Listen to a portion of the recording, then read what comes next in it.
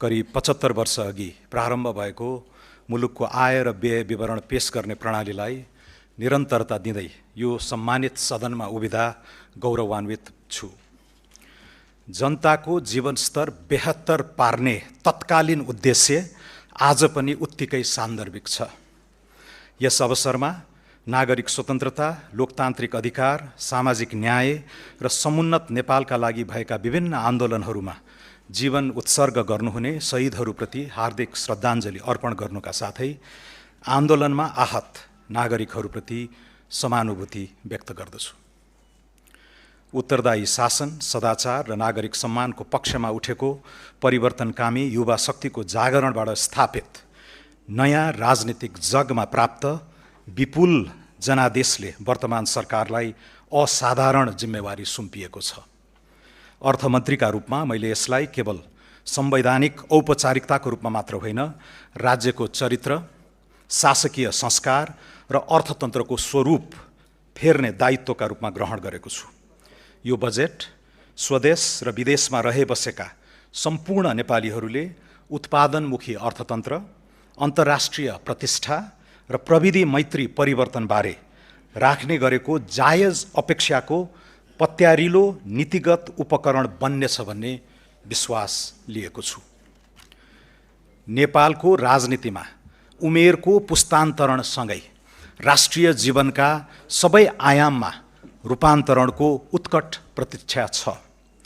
अप्रतिगम्य परिवर्तनले ल्याएको यो अनुकूलतालाई आत्मसात गर्दै नीति, कानुन, संस्था, पद्धति, प्रक्रिया, नेतृत्व र नियतमा परिष्कारपूर्वक सुशासनका मानक स्थापित गर्न हामी कटिबद्ध छौँ।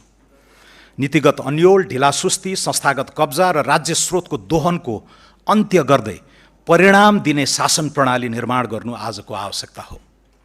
वर्तमान संविधानले सामाजिक तथा सांस्कृतिक बहिष्करणको चक्र तोड्ने महत्त्वपूर्ण आधार तयार गरेको भए पनि आर्थिक अवसरहरूमा समान पहुँचका लागि अझ गहिरो संरचनात्मक सुधार आवश्यक छ।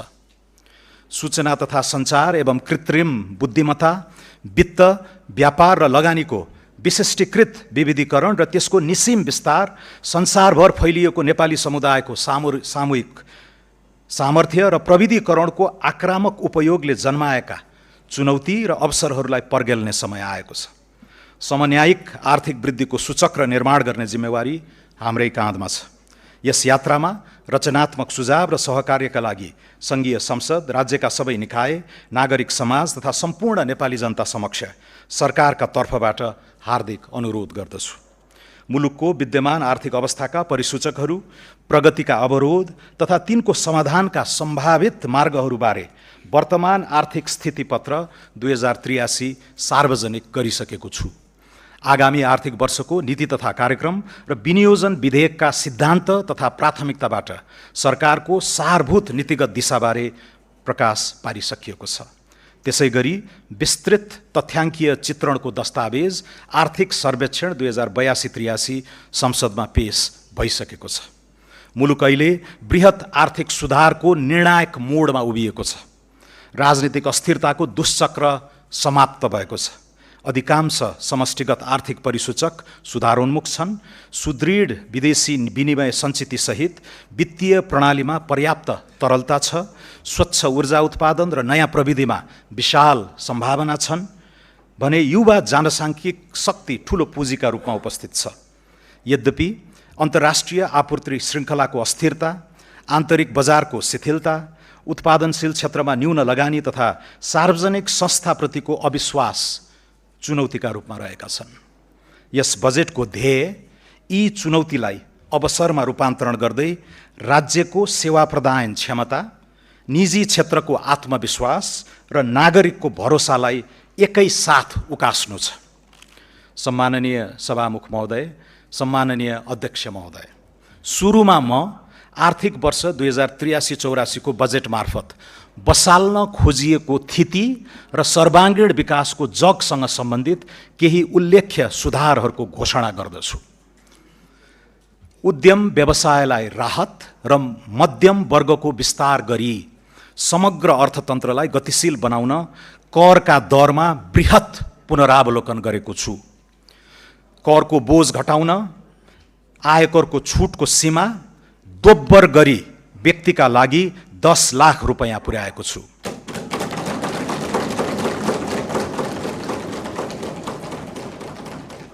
व्यक्तिगत आयकरको अधिकतम दरलाई 10% बिन्दुले घटाएको छु।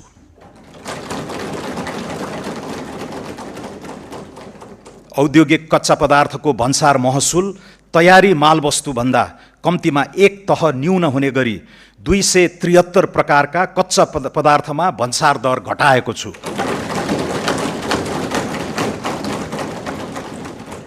विद्यमान 11 तहको भन्सार दरलाई 7 तहमा सीमित गरेको छु। हाल 360 वस्तुमा लागि आएको अन्तशुल्क खारेज गरेको छु। भन्सार बिन्दुमा सङ्कलन हुने पूर्वाधार विकास कर, सडक मर्मत तथा सुधार दस्तुर जस्ता छरिएका करलाई एकीकृत गरी हरित करमा समाहित गरेको छु। प्राकृतिक व्यक्तिको मृत्यु पश्चातको अस्वैच्छिक निसर्ग एवं निकायमा भएको स्वामित्व परिवर्तनको कारणले नियन्त्रित निकायमा हुने स्वामित्व परिवर्तनमा आयकर ऐन 2058 को दफा 57 आकर्षित नहुने व्यवस्था गरेको छु। सूचीकृत कम्पनीका धितोपत्र बिक्री गर्दा लाग्दै आएको पुँजीगत लाभ कर अन्तिम हुने व्यवस्था गरेको छु। डिजिटल भुक्तानीको माध्यमबाट उपभोक्ताले गर्ने खरिदमा बिजक जारी हुँदाकै समयमा मूल्य अभिवृद्धि करको 10% छुट पाउने व्यवस्था कार्यान्वयन गर्नेछौँ। मूल्य अभिवृद्धि कर फिर्ता गर्ने प्रणाली स्वचालित बनाउनेछौँ। वस्तु वा सेवाको खरिद बिक्रीमा बिजक लिने दिने संस्कृति प्रोत्साहन गर्न लटरी जस्ता आकर्षक कार्यक्रम सुरु गरिनेछ। मूल्य अभिवृद्धि करमा बहुदरको सान्दर्भिकताबारे अध्ययन गरी सुझाव पेश गर्न उच्चस्तरीय सुझाव समिति गठन गर्नेछौँ। कर परिपालनलाई दण्ड होइन विकासको सहयात्री बनाउने नीति लिएका छौँ। कानुनी अस्पष्टता र करदाताको अज्ञानताका कारण लामो समयदेखि सिर्जित कर विवादलाई निरूपण गरी व्यावसायिक वातावरण तयार गर्न कर छुट तथा सहुलियत सम्बन्धी विशेष योजना ल्याएको छु। सरकार वा करदाता पक्षबाट अदालत वा न्यायिक निकायमा पुगी विचाराधीन रहेको कर विवाद समाधान गर्न निर्धारित कर रकममा 1% थप गरी तोकिएको म्यादभित्र बुझाएमा मुद्दा फिर्ता लिई शुल्क, जरिवाना, थप दस्तुर, विलम्ब शुल्क वा ब्याज मिनाहा हुने व्यवस्था मिलाएको छु। नेपाल सरकारको विद्यमान बोझिलो संगठन संरचना अब चुस्त बन्नेछ। सङ्घीय मन्त्रालयको सङ्ख्या 22बाट 18 कायम भइसकेको परिप्रेक्ष्यमा विभाग कार्यालय र दरबन्दी कटौतीबाट बचत हुने रकमलाई प्रशासनलाई दक्ष बनाउन उपयोग गर्ने नीति लिएको छु। 31 निकाय खारेजी, 6 निकाय मर्जर, 6 निकाय हस्तान्तरण तथा 18 निकायको पुनर्संरचना गर्दैछौँ। कर्मचारी तन्त्रलाई मर्यादित जीवनयापन गर्न सक्षम, उच्चस्तरीय कार्य सम्पादन कुशल र जवाफदेही बनाउने उद्देश्यले निजामती, जङ्गी, प्रहरी र शिक्षकको सेवा सुविधा सम्मानजनक रूपले निरन्तर वृद्धि हुने प्रबन्ध मिलाएका छौँ। लागत न्यूनीकरण र दक्षता अभिवृद्धि संस्थागत सुधारको अर्को आयाम हुनेछ। यसका लागि अभूतपूर्व मितव्ययिता र विनियोजन कुशलता कायम गर्दै साधारण खर्च नियन्त्रण गर्नेछौँ। कार्यालय सञ्चालन खर्च उल्लेख्य रूपमा घटाएको छु। तालिम केन्द्र बाहिरका तालिम खर्च, क्यामेरा, टेलिभिजन लगायतका उपकरणमा विनियोजन हटाएको छु। विभिन्न कोष खडा गरी सुविधा दिने प्रचलन बन्द गर्नेछौँ। सम्बन्धित संस्थानका पदाधिकारी र कर्मचारीलाई सो संस्थानबाट उत्पादित वस्तु तथा सेवा खरिदमा प्रदान गरिएका छुट हटाएको छु। गाभिएका र खारेज भएका निकायको दरबन्दी मिलान र दायित्व व्यवस्थापन सम्बन्धी कार्य सम्पन्न नभएसम्मका लागि उक्त निकायलाई छुट्याएको रकम रोक्का गरेको छु। यी कदमबाट करिब 20 अर्ब बचत हुने प्रारम्भिक अनुमान छ। लगानी प्रवर्धन, आर्थिक सुधार र सहज सेवा प्रवाहको समुचित नीतिगत तथा कानुनी प्रबन्ध गरिनेछ। यसका लागि दर्जनौं ऐन, नियम, कार्यविधि र निर्देशिकाको निर्माण, प्रतिस्थापन वा परिमार्जन गर्नेछौँ। यसअघि नै घोषणा गरिएका 15वटा कानुन तुरुन्त खारेज गर्न केही नेपाल ऐन संशोधन विधेयक संसदमा प्रस्तुत गर्नेछौँ। कम्पनी कानुनमा संशोधन गरी स्वार्थको द्वन्द्व र विवरण खुलासा लगायतका विषयमा स्पष्टता कायम गर्दै कम्पनी खारेजी प्रक्रियालाई सहज बनाउनेछौँ। थप मुलुकसँग विदेशी लगानी संरक्षण र दोहोरो कर मुक्ति सम्झौता गर्नेछौँ। दामासाही सम्बन्धी ऐन 2063 मा संशोधन गरी उपभोक्ता, लघु, साना तथा मझौला उद्योगका समेत वित्तीय समस्या समाधान गर्नेछौँ। लगानी प्रवर्धनका लागि सीमित दायित्वको साझेदारी कानुन तर्जुमा गर्नेछौँ, जसबाट एन्जल इन्भेस्टमेन्टलाई भेन्चर क्यापिटल तथा प्राइभेट इक्विटी फन्डमा लगानी गर्न प्रोत्साहन हुनेछ। नेपाली नागरिकले विदेशमा लगानी गर्न पाउने व्यवस्थालाई सहज बनाउनेछौँ। औद्योगिक व्यवसाय ऐन संशोधन गरी उद्योगको क्षमता वृद्धि, स्वामित्व परिवर्तन, पुँजी वृद्धि लगायतका विषयमा उद्योग विभागलाई जानकारी मात्र गराए पुग्ने व्यवस्था गर्नेछौँ। विदेशी लगानी तथा प्रविधि हस्तान्तरण ऐनमा संशोधन गरी लगानी फिर्ताका लागि नेपाल राष्ट्र बैङ्कको पूर्व स्वीकृति लिनु नपर्ने र जानकारी दिए पुग्ने व्यवस्था गर्नेछौँ। वैदेशिक लगानीको दायराभित्र कन्भर्टेबल उपकरणहरू, परियोजना आबद्ध फन्डिङ लगायत अन्य हाइब्रिड उपकरणलाई समेट्नेछौँ। वैदेशिक लगानीको स्वचालित स्वीकृति प्रक्रियामा पूर्व स्वीकृतिको व्यवस्था हटाउनेछौँ। विदेशमा सेवा शुल्क, भुक्तानी, रोयल्टी र प्रविधि बापतको रकम पठाउने प्रक्रिया सरल बनाउनेछौँ। उधारो असुली सम्बन्धी कानुन व्यवस्था गर्नेछौँ। बौद्धिक सम्पत्ति संरक्षण सम्बन्धी कानुन छिट्टै निर्माण गर्नेछौँ। विगतको समग्र आर्थिक गतिविधिलाई विश्लेषण गरी व्यक्ति तथा व्यवसायीको साख मूल्याङ्कनका आधारमा कर्जा दिन सक्ने व्यवस्था गर्नेछौँ। व्यापारिक विवादको शीघ्र समाधानका लागि छुट्टै न्यायाधिकरण स्थापना गर्नेछौँ। मेलमिलाप ऐनमा सुधार गर्नेछौँ। गैर आवासीय नेपालीलाई धितोपत्रको दोस्रो बजारमा सहभागी गराउन विदेशी लगानी स्वीकृति, लगानीको लेखाङ्कन, नाफा फिर्ता र पुँजीगत लाभ कर सम्बन्धी कानुनी व्यवस्थामा परिमार्जन गर्नेछौँ। मुलुकी देवानी संहिता 2074 मा संशोधन गरी नेपालमा लगानी गर्ने विदेशी लगानीकर्ता, अन्तर्राष्ट्रिय सङ्घ संस्था, बहुराष्ट्रिय कम्पनीका शाखा वा आवास प्रयोजनका लागि जम्मा एकाइको 25% भन्दा नबढ्ने गरी आवास क्षेत्रका भवन वा सरकारले तोकेको स्थानमा अपार्टमेन्ट दीर्घकालीन लिजमा लिन सक्ने व्यवस्था गर्नेछौँ। साना तथा मझौला उद्योगीलाई वित्तीय पहुँच सुनिश्चित गर्न फर्स्ट लस रिकभरी हुने गरी कर्जा सुरक्षण गर्नेछौँ। कार्यगत सुधारको आक्रामक श्रृङ्खला सुरु गरी पुँजीगत खर्चको गति र लय फेर्न प्रतिबद्ध छौँ। खरिद प्रक्रियामा सुधार, रकमान्तरसहित स्रोत व्यवस्थापनमा लचकता, वैकल्पिक वित्त परिचालन एवं आयोजना प्रमुखको स्थिरता सुनिश्चित गरी तोकिएको लागत र समयमै आयोजना सम्पन्न गर्न मिसन मोडमा काम गराउनेछौँ। चालु आर्थिक वर्षभित्रै विकास आयोजना सम्बन्धी सनसेट कानुन संसदमा पेश हुनेछ। मोबिलाइजेसन पेस्कीको रकम सम्बन्धित आयोजनामा मात्र खर्च गर्न पाउने गरी ट्र्याकिङ गर्ने व्यवस्था मिलाउनेछौँ। हाइब्रिड एन्युइटी मोडलमा निर्माण गर्न सकिने पूर्वाधार आयोजनाको प्रारम्भिक पाइपलाइन 3 महिनाभित्र तयार हुनेछ। मध्यपूर्वको द्वन्द्वबाट इन्धन, बिटुमेन लगायत निर्माण सामग्रीमा भएको मूल्य वृद्धिबाट निर्माण व्यवसायीलाई परेको कठिनाइको सम्बोधन गर्नेछौँ। सफा सहर, सहज यातायात र सुरक्षित सडक चलायमान अर्थतन्त्रको अभिन्न अङ्ग बनाउनेछौँ। सडक यातायात, खानेपानी, सरसफाई र आर्थिक पहुँच पूर्वाधारलाई एकीकृत रूपमा विकास गर्नेछौँ। आगामी 5 वर्षभित्र सबै जिल्ला सदरमुकाम जोड्ने सडक तथा पुलको स्तरोन्नति गर्नेछौँ। यात्रा सुरक्षा र सडक स्तर सुधार गरी दुर्घटनाबाट हुने मानवीय क्षतिलाई न्यूनीकरण गर्नेछौँ। विकास र वातावरण बीच द्वन्द्व होइन, सामञ्जस्य स्थापित गर्नेतर्फ सरकार सचेष्ट रहनेछ। यसका लागि वातावरण संरक्षण ऐन 2076 र वन ऐन 2076 परिमार्जन गरिनेछन्। स्वीकृत वातावरणीय प्रभाव मूल्याङ्कन प्रतिवेदनमा उल्लेखित वनको क्षेत्रफल वा कटान हुने रुखको सङ्ख्या घटेको अवस्थामा पूरक वातावरणीय प्रभाव मूल्याङ्कन गर्न नपर्ने व्यवस्था गर्नेछौँ। वन क्षेत्रको स्वीकृति र रुख कटानको आदेशसम्मका निर्णयको बहुशृङ्खलालाई उल्लेख्य रूपमा घटाउनेछौँ।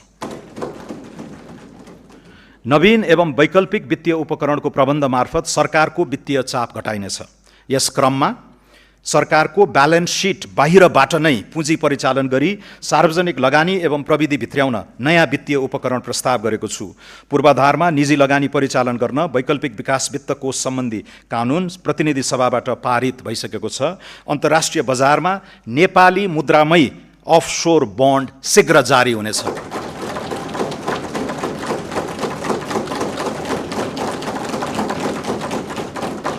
स्वच्छ ऊर्जा बन्ड र डायस्पोरा बन्ड जारी गर्ने र उपलब्ध जलवायु कोषको अधिकतम उपयोग गर्ने नीति लिएको छु।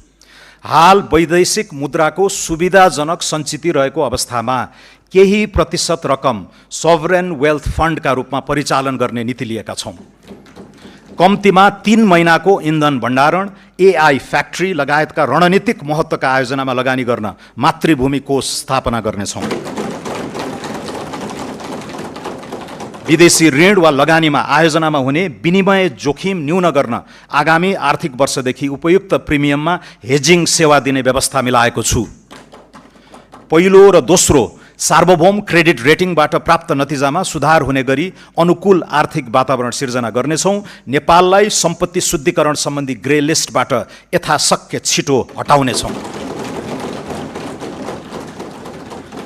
सार्वजनिक संस्थानलाई बलियो बनाउन केहीमा पुँजी वृद्धि र अन्यमा सरकारी सेयर विनिवेश गर्ने प्रबन्ध गरेको छु। राष्ट्रिय वाणिज्य बैङ्कमा नेपाल सरकारको पुँजी वृद्धि गर्ने प्रस्ताव गरेको छु। नेपाल वायु सेवा निगमलाई कम्पनीमा रूपान्तरण गरी व्यवस्थापन सुधार तथा रणनीतिक साझेदारीको उपयुक्त विधि पहिचान गर्नेछौँ। राष्ट्रिय जीवन बीमा कम्पनी र विशाल बजार कम्पनीको सेयर सर्वसाधारणमा निष्कासन गर्नेछौँ। जलविद्युत लगानी तथा विकास कम्पनी लिमिटेडलाई उद्देश्य मिल्ने वित्तीय संस्थासँग गाभी पूर्वाधार क्षेत्रको विशिष्टीकृत निकाय बनाउनेछौँ। गोरखकाली रबर उद्योग लगायत 7वटा सार्वजनिक संस्थानको सम्पत्ति तथा दायित्व मूल्याङ्कन DDA गरी निजी सार्वजनिक साझेदारी मोडलमा लगानी व्यवस्थापनको काम आगामी वर्षभित्रै सम्पन्न गर्नेछौँ। सूचना प्रविधि पूर्वाधारको विस्तारमा सरकारको अर्जुन दृष्टि रहनेछ। नेपाल टेलिकममा सङ्घीय सरकारको 66% सेयर कायम राखी बाँकी सेयर पुस मसान्तभित्र जनस्तरमा बिक्री गर्ने र प्राप्त रकम नेपाललाई टेक हब बनाउन उपयोग गर्नेछौँ। सूचना प्रविधि सेवा क्षेत्र विस्तारका लागि विदेशमा लगानी खुला गर्ने प्रबन्ध गरेको छु। नेपालमा बसेर विदेशी रोजगारदाताका लागि काम गर्न पाउने तथा रिमोट वर्कलाई आकर्षित गर्न स्पष्ट कानुनी प्रबन्ध मिलाउनेछौँ। सरकारी निकायमा प्रयोग हुने सूचना प्रविधि सफ्टवेयरको खरिद एकै निकायबाट गर्ने व्यवस्था मिलाउनेछौँ। डिजिटल सार्वजनिक पूर्वाधार विकासमा लगानी वृद्धि गर्नेछौँ। नेपाल राष्ट्र बैङ्कको सुपरिवेक्षणमा फिनटेक मार्केट प्लेस स्थापना गर्नेछौँ। नागरिक एपमा दर्जनौं सरकारी सेवाहरू आबद्ध हुनेछन्। नेपाललाई एआई आर्टिफिसियल इन्टेलिजेन्सको युगमा आत्मविश्वासका साथ प्रवेश गराउन विशेष पहल सुरु गरेका छौँ। काठमाडौँको सिउचाटारमा देशकै पहिलो सार्वभौम एआई कम्प्युट केन्द्र स्थापना गर्नेछौँ। हजारौं एआई प्रोसेसिङ युनिट खरिद गरी एआई उद्यमी र स्टार्टअपलाई सहुलियतपूर्ण कम्प्युट क्षमता उपलब्ध गराउनेछौँ। स्वच्छ जलविद्युत ऊर्जालाई उच्च मूल्यको एआई कम्प्युट सेवामा रूपान्तरण गर्ने प्रस्ताव गरेको छु। नेपालको विद्यमान अपार ऊर्जा शक्तिलाई कृत्रिम बुद्धिमत्ताको विकासमा प्रयोग गरी सिपयुक्त रोजगारी, डिजिटल निर्यात र एआईमा आधारित आर्थिक रूपान्तरणको जग निर्माण हुने विश्वास गरेको छु। आगामी आर्थिक वर्ष एआईको क्षेत्रमा अन्तर्राष्ट्रिय ख्याति बनाइरहेका कम्तीमा 15 जना नेपाली शोधकर्तालाई प्रतिष्ठित फेलोशिप प्रदान गरी नेपाल फर्केर योगदान गर्न आमन्त्रित गर्नेछु।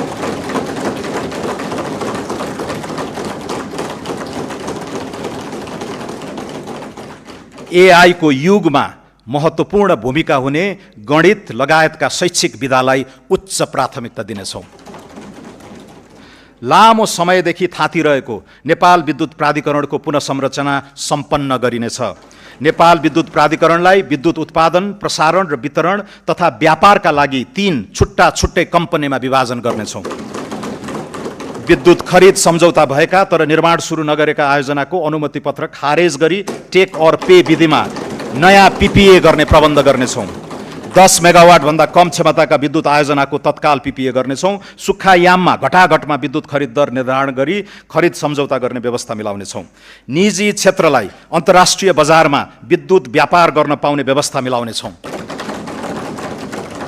प्रसारण लाइन बनाउने र विलिङ चार्ज लिई विद्युत व्यापार गर्न सक्ने कानुनी व्यवस्था समेत मिलाउनेछौँ। जलविद्युत आयोजनाको अनुमति अवधिपछि आयोजनाको स्वामित्व नेपाल सरकारमा हस्तान्तरण हुँदा वनको जग्गा भोगाधिकार र रुख कटान बापतको शुल्क समायोजन गर्ने व्यवस्था मिलाउनेछौँ। ठूला तथा जलाशययुक्त आयोजनाको विकासका लागि निजी क्षेत्रलाई प्रोत्साहित गर्न प्रवर्धकले 100% रकम जलाशययुक्त आयोजनामा लगानी गर्ने सुनिश्चित गरेमा पहिलो वर्ष नै 40% सम्म सेयर सर्वसाधारणलाई बिक्री गर्न दिने नीति लिनेछौँ। सम्माननीय सभामुख महोदय, सम्माननीय अध्यक्ष महोदय, आर्थिक वृद्धिको उत्तम सम्भावना भएका ग्रामीण एवं शहरोन्मुख क्षेत्रको चतुर्दिक प्रादेशिक विकासमा लगानी बढाउनेछौँ। यस्ता क्षेत्रलाई ग्रोथ पोल र क्वाडका रूपमा विकसित गर्न नीतिगत र भौतिक पूर्वाधारको एकीकृत योजना कार्यान्वयन गर्नेछौँ। सुनकोशी मरिन डाइभर्जनबाट सिंचित हुने 1,22,000 हेक्टर कमान्ड क्षेत्रलाई आधार बनाउँदै हुलाकी र पूर्व पश्चिम राजमार्ग विस्तारका बाँकी काम सम्पन्न गरी कृषि र उद्योग क्षेत्रको मध्य मधेस चतुर्भुज क्वाड्राङ्गल बनाइनेछ। मध्य पहाडी, पुष्पलाल लोकमार्ग, कर्णाली राजमार्ग, भेरी कोरिडोर र रारादेखि जुम्ला हुँदै फोक्सुन्डोसम्मको कर्णाली चतुर्भुजमा जडीबुटी, जलविद्युत, पर्यटन र खानीजन्य क्रियाकलापले प्रश्रय पाउने व्यवस्था मिलाइनेछ। पूर्व पश्चिम राजमार्गको बुटवल नारायणघाट खण्ड र मुगलिन दमौली पोखरा खण्ड शीघ्र सम्पन्न गर्नेछौँ। सिद्धार्थ राजमार्गको अन्तर्राष्ट्रिय स्तरको रूपान्तरण सुरु गरी कालीगण्डकी सभ्यताको उद्गम क्षेत्रलाई तीर्थाटन र स्वच्छ उद्यम व्यवसाय केन्द्रित गण्डकी चतुर्भुज बनाउनेछौँ। त्रिवेणी धाम, देवघाट, रुरु क्षेत्र, कागबेनी, मुक्तिनाथ र दामोदर कुण्डलाई एकीकृत गर्दै शालिग्राम पथ विकास गर्नेछौँ। लुम्बिनी मुक्तिनाथ धार्मिक सांस्कृतिक मार्गमा आधारित निर्माण पथ प्रवर्धन गर्दै ध्यान, साधना, योग, बौद्ध वैदिक दर्शन तथा मनाङ, मुस्ताङ र म्याग्दीको हिमाली सांस्कृतिक अनुभवलाई एकीकृत गर्नेछौँ। मध्य पहाडी राजमार्गसँग ओलाङचुङगोला, किमाथाङका, तातोपानी, रसुवागढी, कोरला, हिल्सा जस्ता उत्तरी पर्या व्यापारिक गन्तव्यहरूसँग जोड्ने लक्ष्य राखेका छौँ। कोशी टप्पुदेखि कञ्चनजङ्घासम्मको क्षेत्रलाई समेटी जैविक विविधता संरक्षण र स्वच्छ ऊर्जा विकास केन्द्रित कोशी कोरिडोरको योजना अगाडि बढाउनेछौँ। रामा रोशन, खप्तड, बडी मालिका, शैलेश्वरी, उग्रतारा र मल्लिकार्जुन क्षेत्र समेटी सुदूरपश्चिममा विशिष्ट पर्यटकीय चतुर्दिक विकास अगाडि बढाउनेछौँ।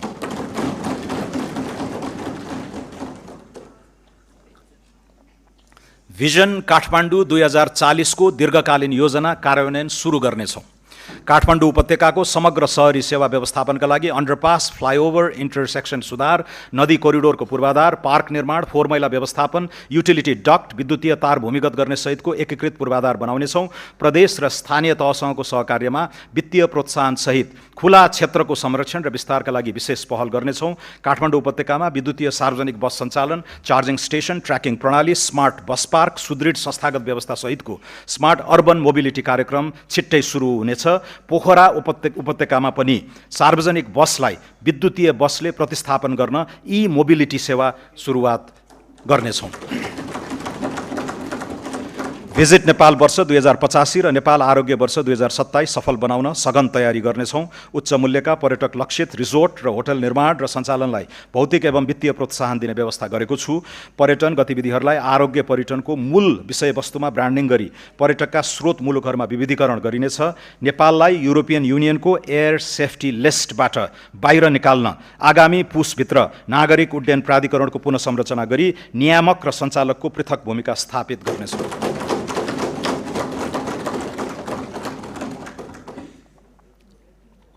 कृषि क्षेत्रको पुनरुत्थान सरकारको शीर्ष प्राथमिकतामा रहेको छ। कृषि उत्पादन, प्रशोधन, वितरण र बजारीकरणको सम्पूर्ण इकोसिस्टममा सुधार गर्नेछौँ। व्यावसायिक कृषकलाई आकर्षित गर्ने र कृषिमा उत्पादकत्व वृद्धि गर्न प्रोत्साहित गर्ने नीति लिई कृषिलाई सम्मानजनक र लाभमुखी व्यवसायका रूपमा रूपान्तरण गर्नेछौँ। न्यूनतम 2 करोडसम्म कृषि तथा पशुजन्य उत्पादनका लागि प्रारम्भिक पुँजी लगानी गर्ने कृषकलाई सरकारले 40% प्रोत्साहन अनुदान उपलब्ध गराउने पाइलट कार्यक्रमको तयारी गरेको छु।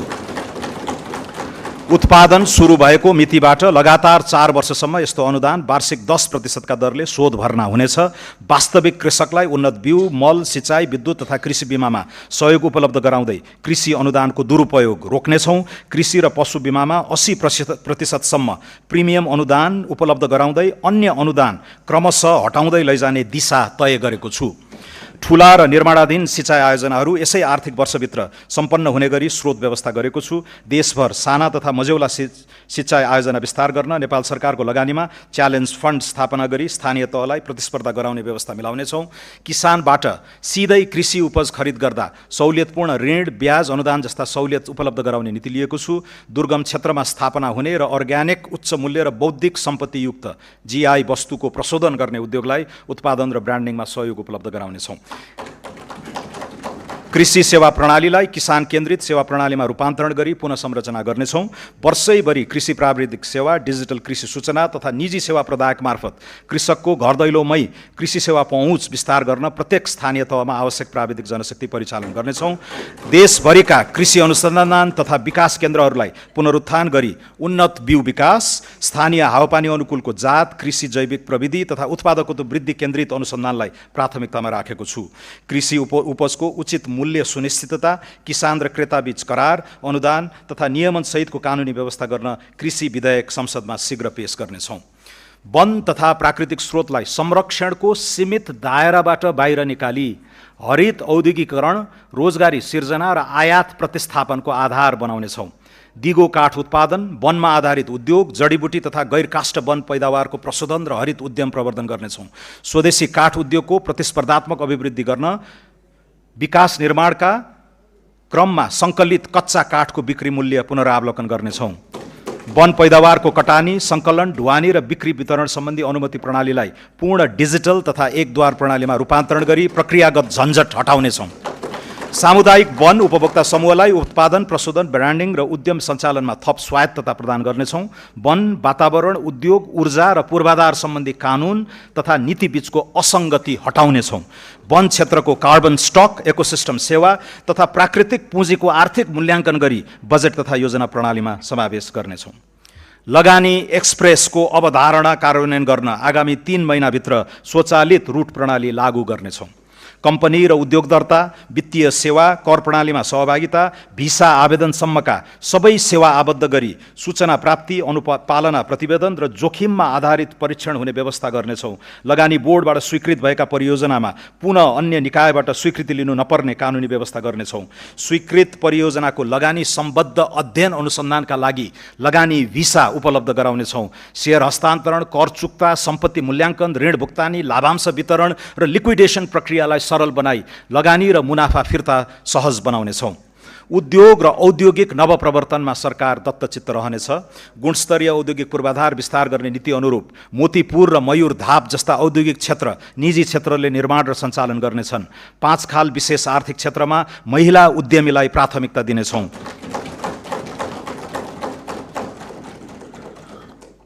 महिला उद्यमीलाई कर्जा प्रवाहमा थप सहुलियत प्रदान गर्नेछौँ। विशेष आर्थिक क्षेत्रलाई कर, भन्सार, आयात, निर्यात र लगानीको सम्पूर्ण निर्णय एकै थलोबाट हुने विशेष आर्थिक प्रशासन क्षेत्रको व्यवस्था मिलाउनेछौँ। उत्पादनमूलक उद्योगको प्रतिस्पर्धात्मक क्षमता अभिवृद्धि गर्न विद्युतको डिमान्ड शुल्क पुनरावलोकन गर्दै विद्युत महसुलमा छुट दिने व्यवस्था गर्नेछौँ। उद्योगीहरूले औद्योगिक क्षेत्र, विशेष आर्थिक क्षेत्र तथा लिजमा उपलब्ध गराइने जग्गामा निर्मित संरचनालाई बैंकिङ प्रयोजनका लागि धितो राख्न सक्नेछन्।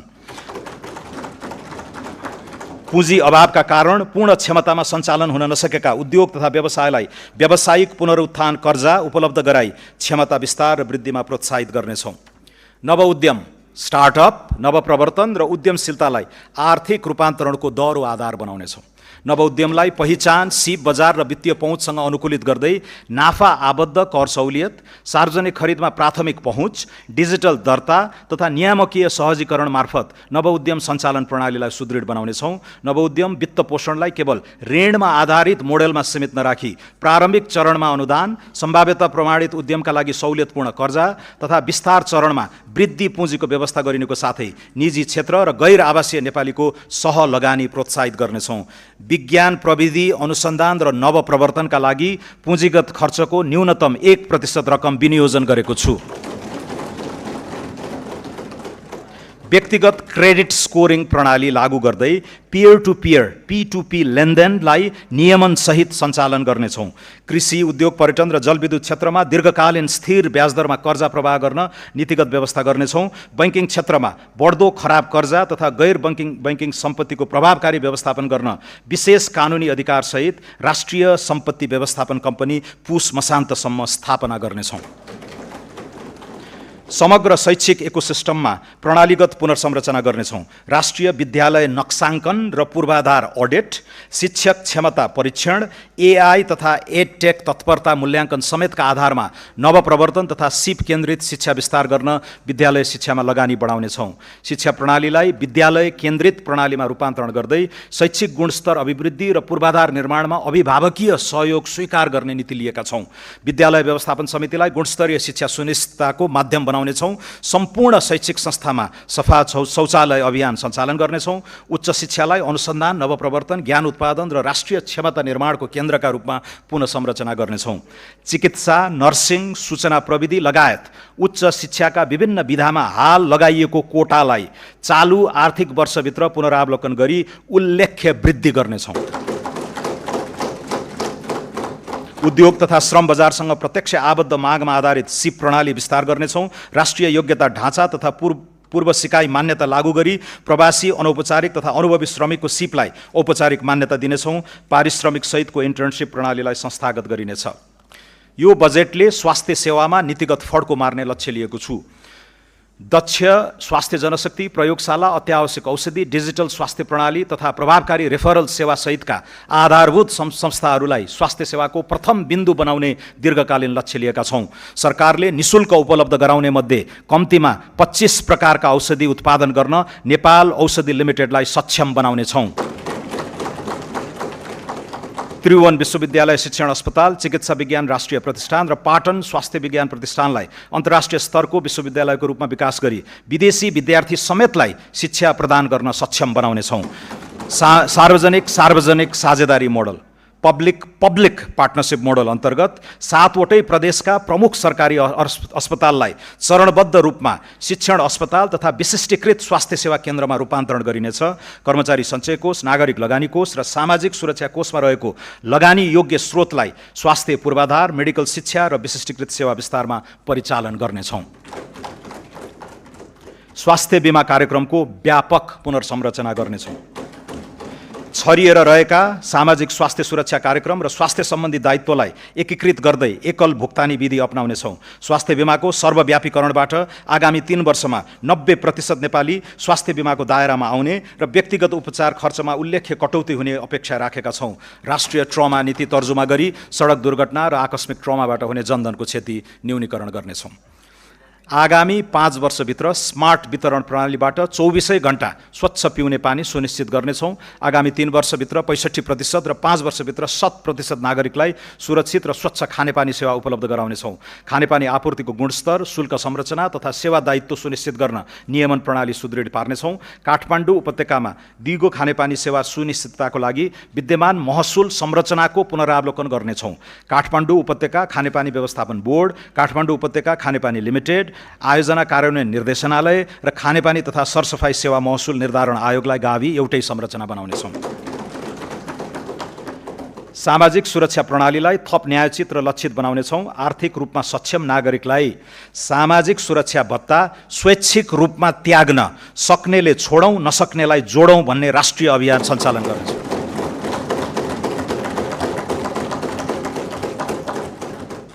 त्यस्तो योगदानलाई अन्तर्पुस्तागत न्याय र राष्ट्रिय ऐक्यबद्धताको उदाहरणका रूपमा सम्मान गर्नेछौँ। देशैभरिका दलित बालबालिकालाई उपलब्ध गराइएको बाल पोषण भत्तालाई दोब्बर गरी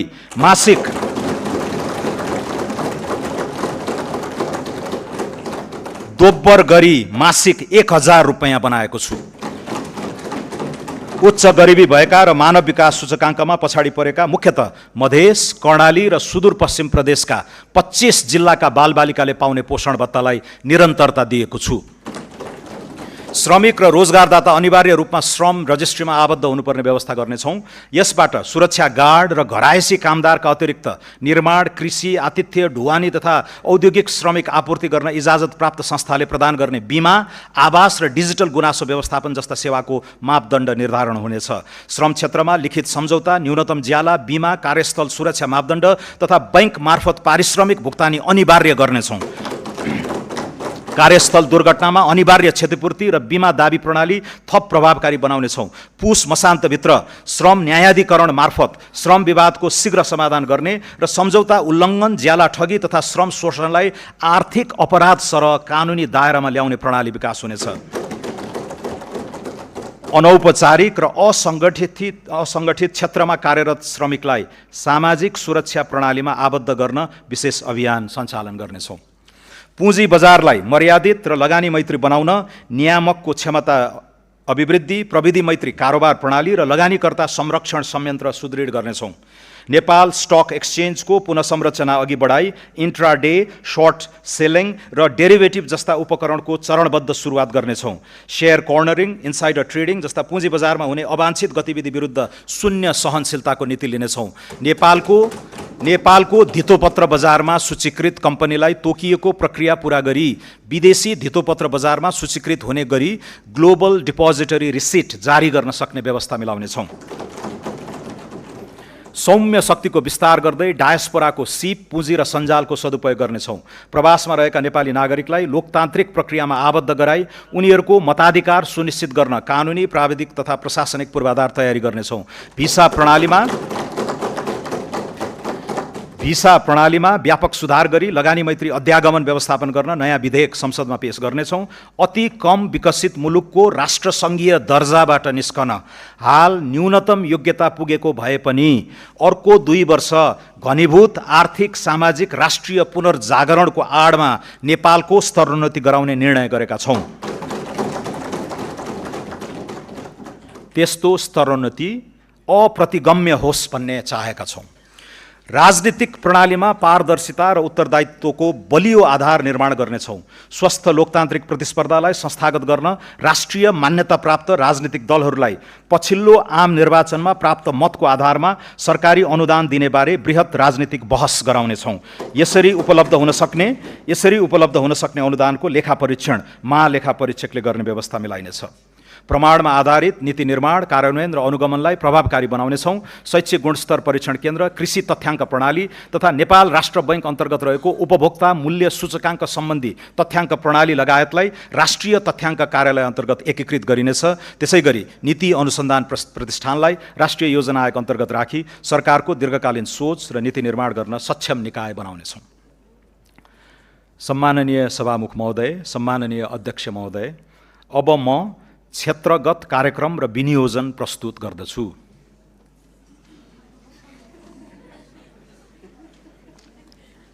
सडक। आगामी आर्थिक वर्ष करिब 1000 किलोमिटर सडक, कालोपत्रे र 275 वटा सडक पुल निर्माण हुनेछ। 1028 किलोमिटर लामो पूर्व पश्चिम राजमार्गलाई 4 लेनमा स्तरोन्नति गर्ने कार्य 5 वर्षभित्र सम्पन्न गर्नेछौँ।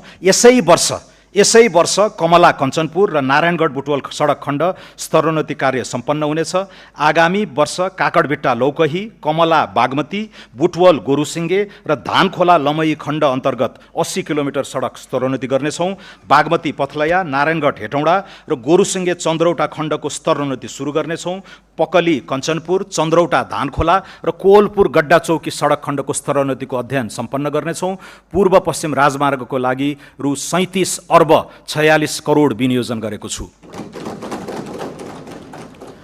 काठमाडौँ तराई मधेस द्रुत मार्गमा आगामी वर्ष 40 वटा पुल र 5.4 किलोमिटर सुरुङ निर्माण सम्पन्न गर्नेछौँ।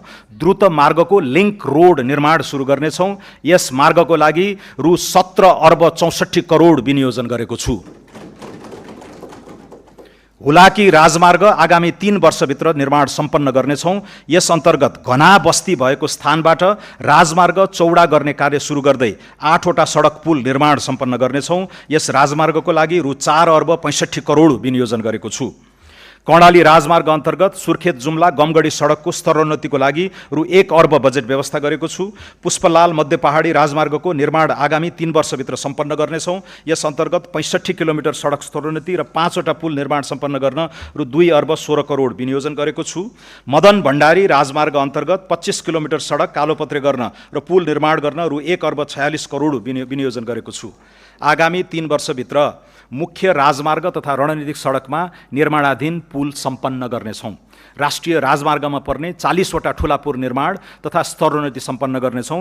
राष्ट्रिय राजमार्ग तथा रणनीतिक सडक पुल, विशेष महत्त्वका पुल र स्थानीय सडक पुलका लागि रु 9 अर्ब 87 करोड विनियोजन गरेको छु। पृथ्वी राजमार्ग अन्तर्गत तनहुँको आँबु खैरेनीदेखि पोखरासम्मको 4 लेन सडक निर्माण शीघ्र सम्पन्न हुनेछ। मुगलिङ आँबु खैरेनी खण्डको निर्माण कार्य सुरु गर्नेछौँ। नागढुङ्गा मुगलिङ खण्ड अन्तर्गत 40 किलोमिटर सडक स्तरोन्नति हुनेछ। नागढुङ्गा सुरुङ मार्ग आगामी साउनदेखि सञ्चालनमा ल्याउनेछौँ। यी सडक खण्डको लागि रु 6 अर्ब 55 करोड विनियोजन गरेको छु। कर्णाली कोरिडोरको 31 किलोमिटर कालोपत्रे एवं ग्राभेल गर्नेछौँ। त्यस्तै कालीगण्डकी कोरिडोरको 21 किलोमिटर कालोपत्रे हुनेछ। कोशी कोरिडोरको उत्तरी खण्डको 15 किलोमिटर कालोपत्रे गर्नेछौँ। यी 3वटा कोरिडोरका लागि रु 6 अर्ब 25 करोड विनियोजन गरेको छु। गल्छी स्याफ्रुबेसी रसुवागढी सडक खण्डलाई स्तरोन्नति गर्न रु 1 अर्ब 35 करोड विनियोजन गरेको छु। सिद्धार्थ राजमार्गको बुटवल पोखरा खण्ड द्रुत मार्गका रूपमा निर्माण कार्य प्रारम्भ गर्नेछौँ। आगामी आर्थिक वर्षभित्र सिद्धबाबा सुरुङ मार्ग सम्पन्न हुनेछ। महाकाली कोरिडोरको दार्चुला टिङ्कर खण्डको ट्र्याक खोल्ने कार्यलाई विशेष प्राथमिकता दिएको छु।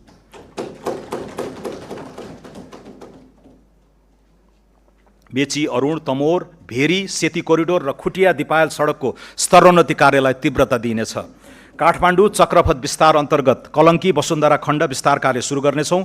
वसुन्धरा चाबैल कोटेश्वर खण्डको डिजाइन सम्पन्न गर्नेछौँ।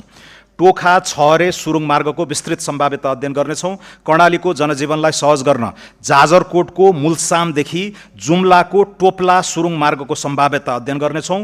खुरकोट चियाबारी, थानकोट चितलाङ, मजेमटार शक्तिखोर र चिसापानी बबई सुरुङ निर्माण सम्बन्धी अध्ययन गर्नेछौँ।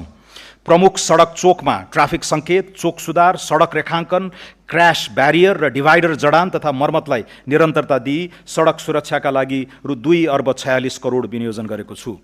बर्दिवासदेखि काठमाडौँ तराई मधेस द्रुत मार्ग प्रस्थान बिन्दुसम्मको रेल मार्ग निर्माण कार्य अगाडि बढाउनेछौँ। निर्माणाधीन बथनाहा विराटनगर तथा जनकपुर जयनगर बर्दिवास रेलमार्गको बाँकी कार्य सम्पन्न गर्न रकम विनियोजन गरेको छु। आगामी वर्षदेखि काठमाडौँ उपत्यका लगायतका प्रमुख सहरी सडकको नियमित मर्मत सम्भार गरी धुलो मुक्त एवं खाल्टाखुल्टी मुक्त बनाउनेछौँ। सडकको राष्ट्रव्यापी मर्मत सम्भार अभियानका रूपमा सञ्चालन गर्न रु 28 अर्ब 52 करोड विनियोजन गरेको छु। राजमार्गका उच्च जोखिमयुक्त स्थानमा जलवायु अनुकूलित संरचना निर्माण गर्नेछौँ। पहिरोका कारण राजमार्गमा हुने अवरोधलाई तत्काल हटाई सेवा सुचारू गर्न रु 3 अर्ब 17 करोड विनियोजन गरेको छु।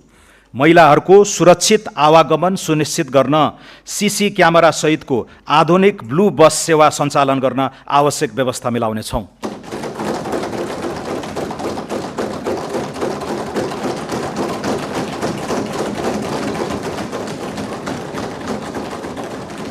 सहरी विकास मध्य पहाडी लोकमार्ग आसपासका 12 स्थानमा पहिचानयुक्त सहर निर्माण गर्न जग्गा विकास र पूर्वाधार निर्माण कार्यलाई निरन्तरता दिन रु 1 अर्ब 83 करोड विनियोजन गरेको छु।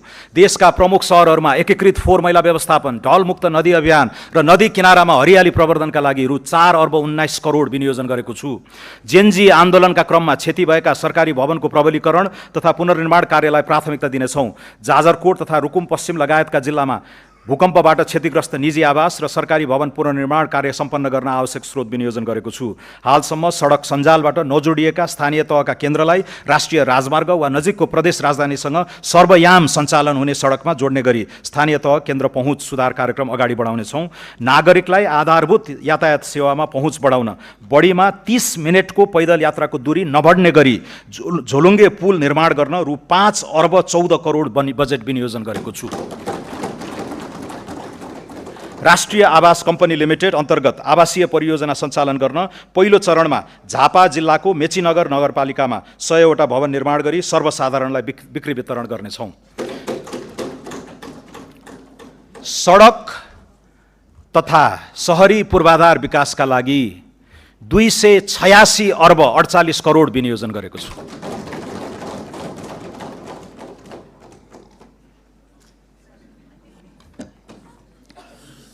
सम्माननीय सभामुख महोदय, सम्माननीय अध्यक्ष महोदय, खानेपानी तराई मधेसमा सुक्खा याममा हुने खानेपानीको चरम अभावलाई दिगो रूपमा समाधान गर्न समुदाय स्तरमा डिप बोरिङ सहितको खानेपानी प्रणालीको विकास गर्नेछौँ।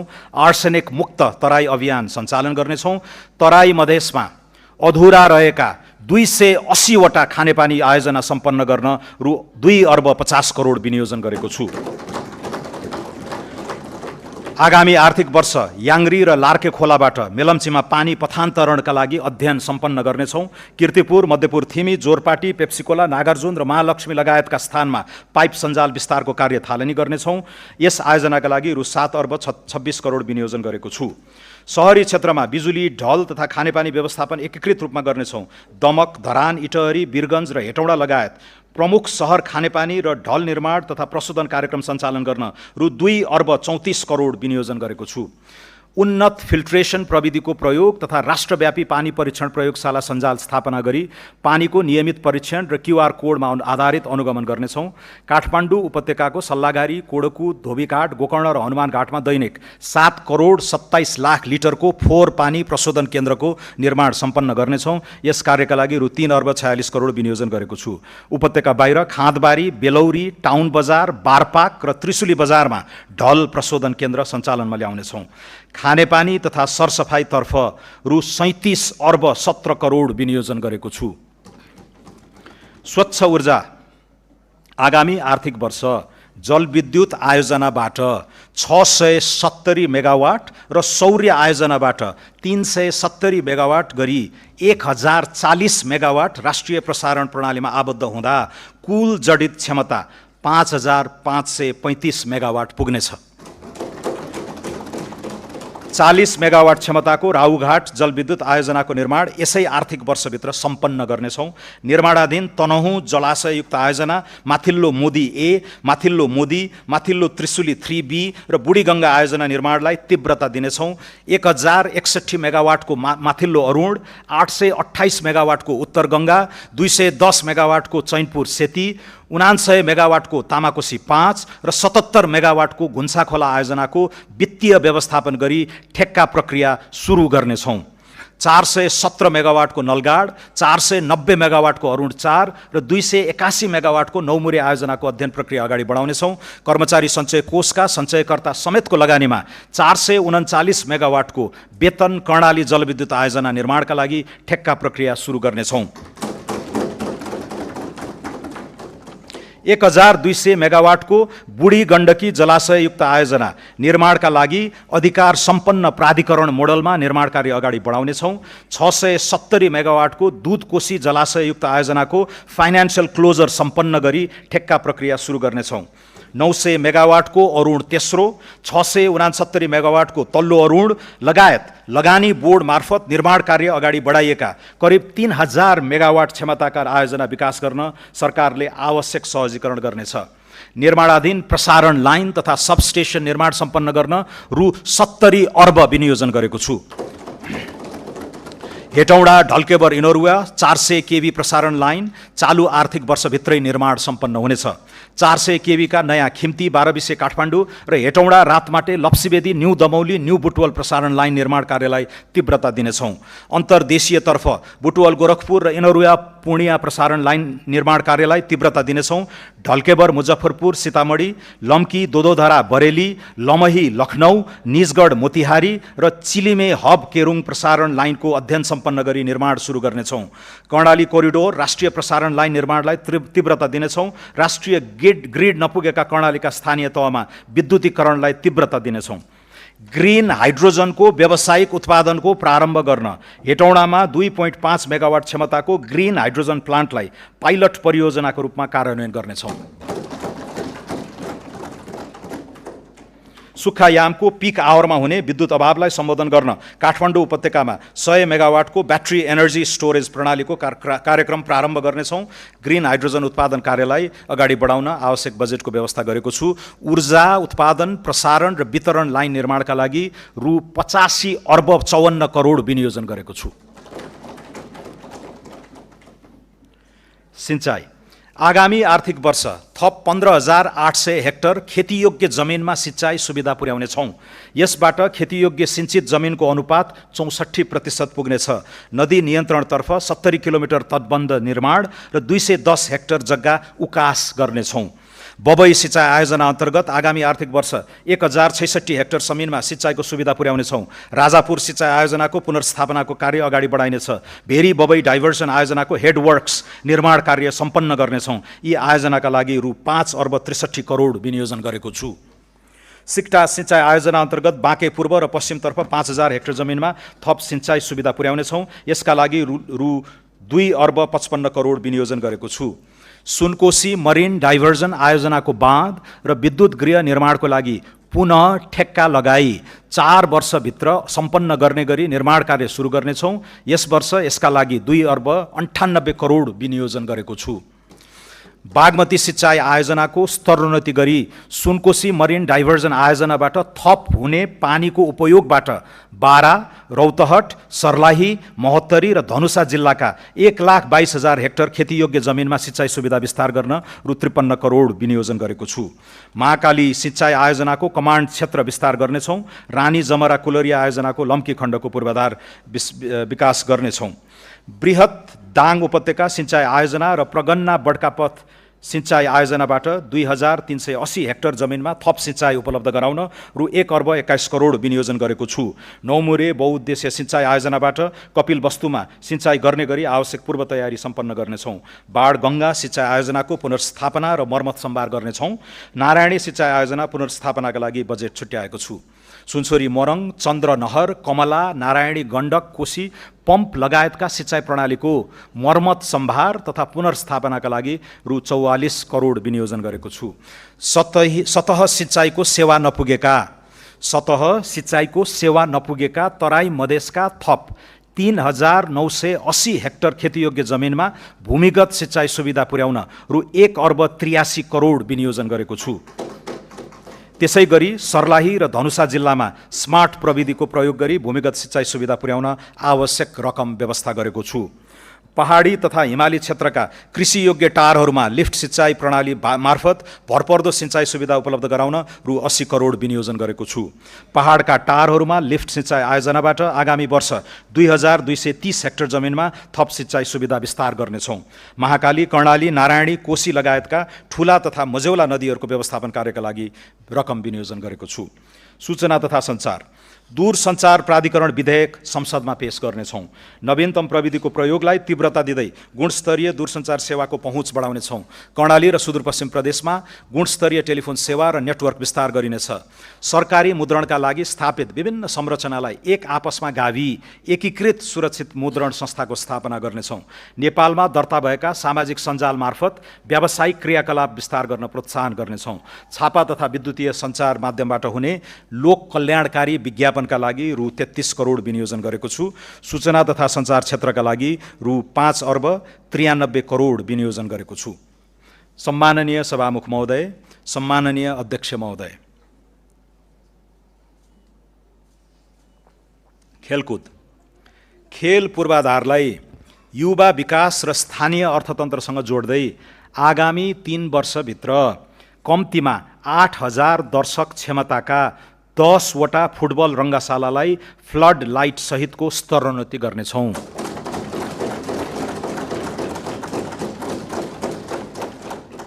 प्रमुख 8 सहरमा 5 वर्षभित्र आधुनिक क्रिकेट रङ्गशाला निर्माण गर्नेछौँ। विराटनगर, लाहान, काठमाडौँ, पोखरा, बुटवल, सुर्खेत र धनगढीको फाप्लामा कम्तीमा 2000 क्षमताका इन्डोर मल्टिपर्पज स्टेडियम आगामी 3 वर्षभित्र निर्माण गर्नेछौँ। मूलपानी क्रिकेट रङ्गशाला तथा एकाडेमी, गिरिजा प्रसाद कोइराला क्रिकेट रङ्गशाला र कैलालीको फाप्ला क्रिकेट रङ्गशाला निर्माणका लागि डिजाइन पुनरावलोकन गरी लगानी मोडालिटी तयार गर्नेछौँ।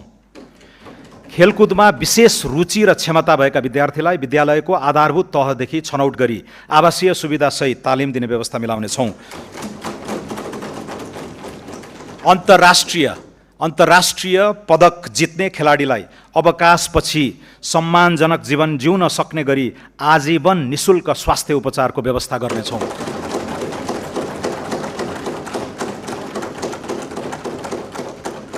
सुर्खेतमा 10औं राष्ट्रिय खेलकुद सम्पन्न गर्न र मध्य प्रदेशमा प्रस्तावित 11औं राष्ट्रिय खेलकुदको लागि आवश्यक पूर्वाधार निर्माण गर्न रकम छुट्याएको छु। खेलकुद क्षेत्रको लागि रु 4 अर्ब 3 करोड विनियोजन गरेको छु। गुणस्तरीय शिक्षा, मुलुकभरका सामुदायिक विद्यालयहरूको पूर्वाधार आवश्यकताको म्यापिङ गर्नका लागि रु 1 अर्ब विनियोजन गरेको छु। सुदूरपश्चिम प्रदेशको गेटास्थित शहीद दशरथ चन्द स्वास्थ्य विज्ञान विश्वविद्यालयमा शैक्षिक सत्र 83-84 देखि MBBS लगायत चिकित्सा शिक्षाका 4 वटा विधामा कार्यक्रम सञ्चालन गर्नेछौँ। विद्यालय तहदेखि उच्च शिक्षासम्मका लक्षित विद्यार्थी छात्रवृत्तिका लागि रु 8 अर्ब 60 करोड विनियोजन गरेको छु। सङ्गीत, कला तथा साहित्य सम्बन्धी अध्ययनलाई देशैभर प्रवर्धन गर्नेछौँ। राजगुठी लगतमा दर्ता रहेको त्रिपुरेश्वर महादेव मन्दिर परिसरमा गुठी रिसर्च इन्स्टिट्युट एवं एथ्नो म्युजिकोलोजी सेन्टर स्थापनाका लागि रकम छुट्याएको छु। अन्तर्राष्ट्रिय स्तरका उच्च श्रेणीमा रहेका विश्वविद्यालयलाई नेपालमा क्याम्पस सञ्चालन गर्न नीतिगत व्यवस्था र प्रोत्साहन गर्नेछौँ। स्वदेशी र विदेशी प्राध्यापकहरूबीच प्राज्ञिक आदान प्रदान कार्यक्रम सुरु गर्नेछौँ। विश्वविद्यालयलाई शैक्षिक, प्रशासनिक तथा वित्तीय स्वायत्तता प्रदान गरी लागत साझेदारी मोडलमा सञ्चालन गर्न कानुनी प्रबन्ध मिलाउनेछौँ। वैदेशिक रोजगारीमा रहेका युवालाई खुला विश्वविद्यालय अन्तर्गत अध्ययनको अवसर प्रदान गर्नेछौँ। विभिन्न प्रदेशका सामुदायिक विद्यालयमा कक्षा 5 देखि कक्षा 8 सम्म अध्ययनरत विद्यार्थी तथा शिक्षक विद्यार्थी आदान प्रदान कार्यक्रम सञ्चालन गर्नेछौँ। मानव विकास सूचकाङ्कमा पछाडि परेका समुदायको आधारभूत शिक्षामा पहुँच सुनिश्चित गर्न आवासीय विद्यालय सञ्चालन गर्नेछौँ। यस कार्यक्रम चितवन जिल्लाको चेपाङ समुदायबाट सुरु गर्नेछौँ।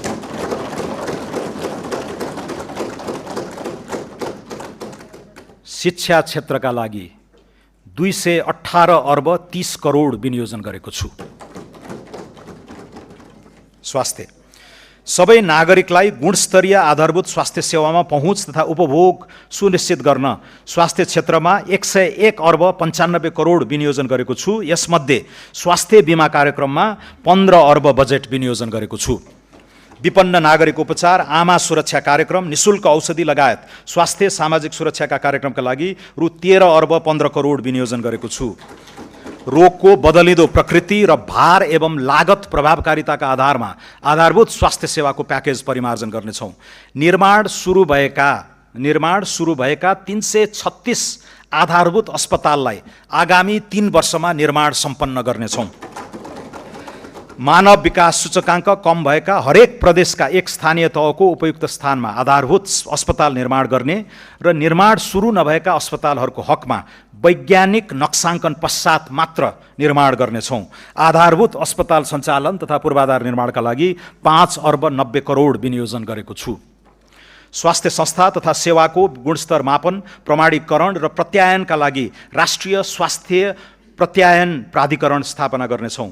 कर्णाली र सुदूरपश्चिम लगायतका दुर्गम क्षेत्रमा टेलिमेडिसिन सेवा विस्तार तथा भिडियो कन्सल्टेसन मार्फत विशेषज्ञ स्वास्थ्य सेवा सुनिश्चित गर्नेछौँ। सङ्घीय विशिष्टीकृत अस्पतालमा जलन उपचार युनिटको स्थापना गर्नेछौँ। जलनको सघन उपचारको लागि वीर अस्पताल र कीर्तिपुर अस्पतालको क्षमता विकास गर्नेछौँ। मध्य प्रदेशमा मृगौला रोग उपचार केन्द्र र ट्रमा सेन्टर निर्माण सुरु गर्नेछौँ। बालबालिकामा हुने क्यान्सर रोगको सरकारी अस्पतालमा निशुल्क उपचार हुने व्यवस्था मिलाएको छु।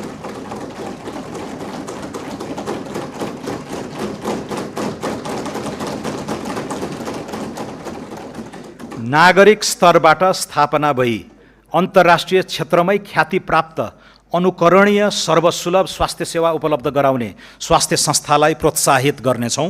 यस अन्तर्गत धुलिखेल सामुदायिक अस्पताल र काठमाडौँ इन्स्टिट्युट अफ चाइल्ड हेल्थको स्तरोन्नति गर्न बजेट विनियोजन गरेको छु। तिलगङ्गा आँखा प्रतिष्ठानलाई लेन्स उत्पादनमा प्रोत्साहित गर्न कर सहुलियत प्रदान गरेको छु। हाई अल्टिट्युड सिकनेस उपचार सेवा विस्तार गर्नेछौँ। महामारी रोकथाम एवं प्रतिकारका लागि प्रभावित क्षेत्रमा द्रुत प्रतिकार्य टोली परिचालन गर्नेछौँ। देशभित्र उत्पादन वा आपूर्ति हुने औषधि, रोग निदानात्मक र अन्य स्वास्थ्यजन्य खाद्यान्न सामग्रीहरूको गुणस्तर र नियमन सुनिश्चित गर्न फुड एन्ड ड्रग एडमिनिस्ट्रेसन स्थापना गर्नेछौँ। सम्पूर्ण स्वास्थ्य संस्थाहरूमा रियल टाइम अनुगमनका लागि एक नागरिक एक डिजिटल प्रोफाइल प्रणाली कार्यान्वयनमा ल्याउनेछौँ। सामुदायिक, सहकारी र निजी क्षेत्रको सहकार्यमा सबै स्वास्थ्य संस्थामा सुलभ फार्मेसी सञ्चालन गर्नेछौँ। राष्ट्रिय औषधि प्रयोगशालाको स्तरोन्नति गर्नेछौँ। बीपी कोइराला मेमोरियल क्यान्सर अस्पतालमा पीईटी स्क्यान, साइक्लोट्रोन मेसिन खरिद तथा जडान गर्न पुँजीगत अनुदानका लागि रु 32 करोड विनियोजन गरेको छु। राष्ट्रिय आयुर्वेद पञ्चकर्म तथा योग सेवा केन्द्र बुढानीलकण्ठ, राष्ट्रिय आयुर्वेद अनुसन्धान तथा तालिम केन्द्र कीर्तिपुर र पोखरा स्थित प्राकृतिक तथा वैकल्पिक चिकित्सा सहितको आयुर्वेद अस्पताल सञ्चालनमा ल्याई आयुर्वेद तथा वैकल्पिक चिकित्सा क्षेत्रलाई स्वास्थ्य पर्यटनसँग जोड्नेछौँ। मध्य प्रदेश स्थित नारायणी अस्पताल, गजेन्द्र नारायण सिंह अस्पताल र राम राजा प्रसाद सिंह स्वास्थ्य विज्ञान प्रतिष्ठानको पूर्वाधार विकास कार्य अघि बढाउनेछौँ। कर्णाली प्रदेशका दुर्गम स्थानहरूमा एयर एम्बुलेन्स सेवा सुरु गर्नेछौँ। नर्सिङ कर्मचारीको रात्रि ड्युटी भत्ता दोब्बर गरेको छु।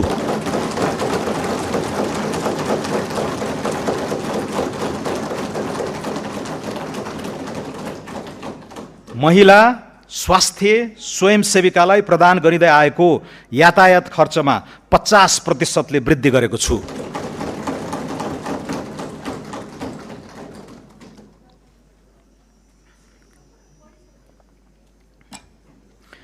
दलित समुदायको परम्परागत सिप संरक्षण, आय आर्जन, प्रविधि स्तरोन्नतिका क्रियाकलाप सहित एकीकृत रूपमा दलित केन्द्रित लगानी बढाउनेछौँ। देशैभरिका 5 वर्ष मुनिका दलित समुदायका बालबालिकाको पोषण सहायताका लागि रु 3 अर्ब विनियोजन गरेको छु। जेनजी आन्दोलनका शहीदको सम्मान गरिनुका साथै शहीद परिवारको लागि सम्मानजनक आर्थिक सहायता सुनिश्चित गरिसकिएको छ। आन्दोलनका घाइतेका लागि निशुल्क स्वास्थ्य उपचार, घाइतेको अवस्था अनुसार मासिक भत्ता र उद्यमशीलता विकासका कार्यक्रम सञ्चालन गर्नेछौँ। सरकारी कार्यालयले निर्माण गर्ने भौतिक संरचना, डिजिटल प्रविधि, वेबसाइट र सफ्टवेयरहरू सबै किसिमका अपाङ्गता भएका व्यक्तिले प्रयोग गर्न मिल्ने ढाँचामा विकास गर्दै लैजानेछौँ। सबै प्रदेशमा अपाङ्ग पुनर्स्थापना केन्द्र स्थापना गर्दै जानेछौँ। अटिजम भएका बालबालिकालाई लक्षित गरी पूर्वाधारयुक्त आवासीय नमुना विद्यालय सञ्चालन गर्नेछौँ। गिग वर्करलाई औपचारिक श्रम र सामाजिक सुरक्षाको दायरामा ल्याउनेछौँ। जीवन चक्रका विभिन्न चरणमा हुन सक्ने जोखिमबाट संरक्षण प्रदान गर्न सामाजिक सुरक्षातर्फ रु 120 अर्ब विनियोजन गरेको छु। लैङ्गिक हिंसा निवारण सम्बन्धी एकीकृत विधेयक तर्जुमा गर्नेछौँ।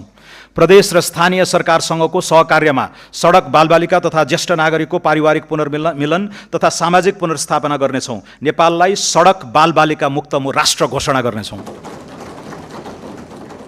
समतामूलक, सभ्य र सुसंस्कृत समाजको निर्माणका लागि छुवाछुत तथा भेदभाव विरुद्ध राष्ट्रिय अभियान सञ्चालन गर्नेछौँ। बाल श्रम, लैङ्गिक हिंसा, यौन दुर्व्यवहार, छाउपडी, महिनावारी विभेद, बाल विवाह जस्ता सामाजिक विकृतिको अन्त्यका लागि तिनै तहबाट सामाजिक रूपान्तरण अभियान सञ्चालन गर्नेछौँ।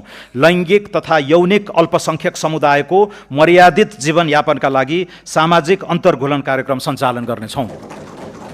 महिला उद्यमशीलता विकासका लागि स्थानीय तहमा जीविकोपार्जन सुधार कार्यक्रम सञ्चालन गर्नेछौँ। बाल सुधार गृहको पूर्वाधार तथा व्यवस्थापनका लागि रु 31 करोड विनियोजन गरेको छु। दुर्गम क्षेत्रका ज्यान जोखिममा रहेका गर्भवती तथा सुत्केरी महिला र नवजात शिशुको हवाई उद्धार गर्न रकम विनियोजन गरेको छु। महिला, बालबालिका, लैङ्गिक तथा यौनिक अल्पसंख्यकतर्फ रु 2 अर्ब 27 करोड विनियोजन गरेको छु। कृषि विकास तथा भूमि व्यवस्थापन। रासायनिक मल खरिदका लागि चालु आर्थिक वर्षको विनियोजनमा वृद्धि गरी रु 32 अर्ब 46 करोड पुर्याएको छु। रासायनिक मल आपूर्ति क्यालेन्डर तयारी गरी मुख्य खाद्य बाली लगाउने समयमा सहज वितरण हुने व्यवस्था मिलाउनेछौँ। राष्ट्रिय कृषि आधुनिकीकरण कार्यक्रमका लागि रु 2 अर्ब 7 करोड विनियोजन गरेको छु। किसानको पहिचान कार्य आगामी आर्थिक वर्षमा सम्पन्न गरी परिचय पत्र वितरण सुरु गर्नेछौँ। कृषि योग्य नदी उकास लगायत उपयोगविहीन सरकारी जग्गा र बाँझो जमिनको उपयोग गर्न स्थानीय तहमा भूमि बैङ्कको स्थापना र निजी क्षेत्रलाई एग्रो पुलिङ गर्न प्रोत्साहन गर्नेछौँ। सिराहा र सप्तरीमा आँप तथा सर्लाहीमा गोलभेडा प्रशोधन केन्द्र स्थापना गर्नेछौँ।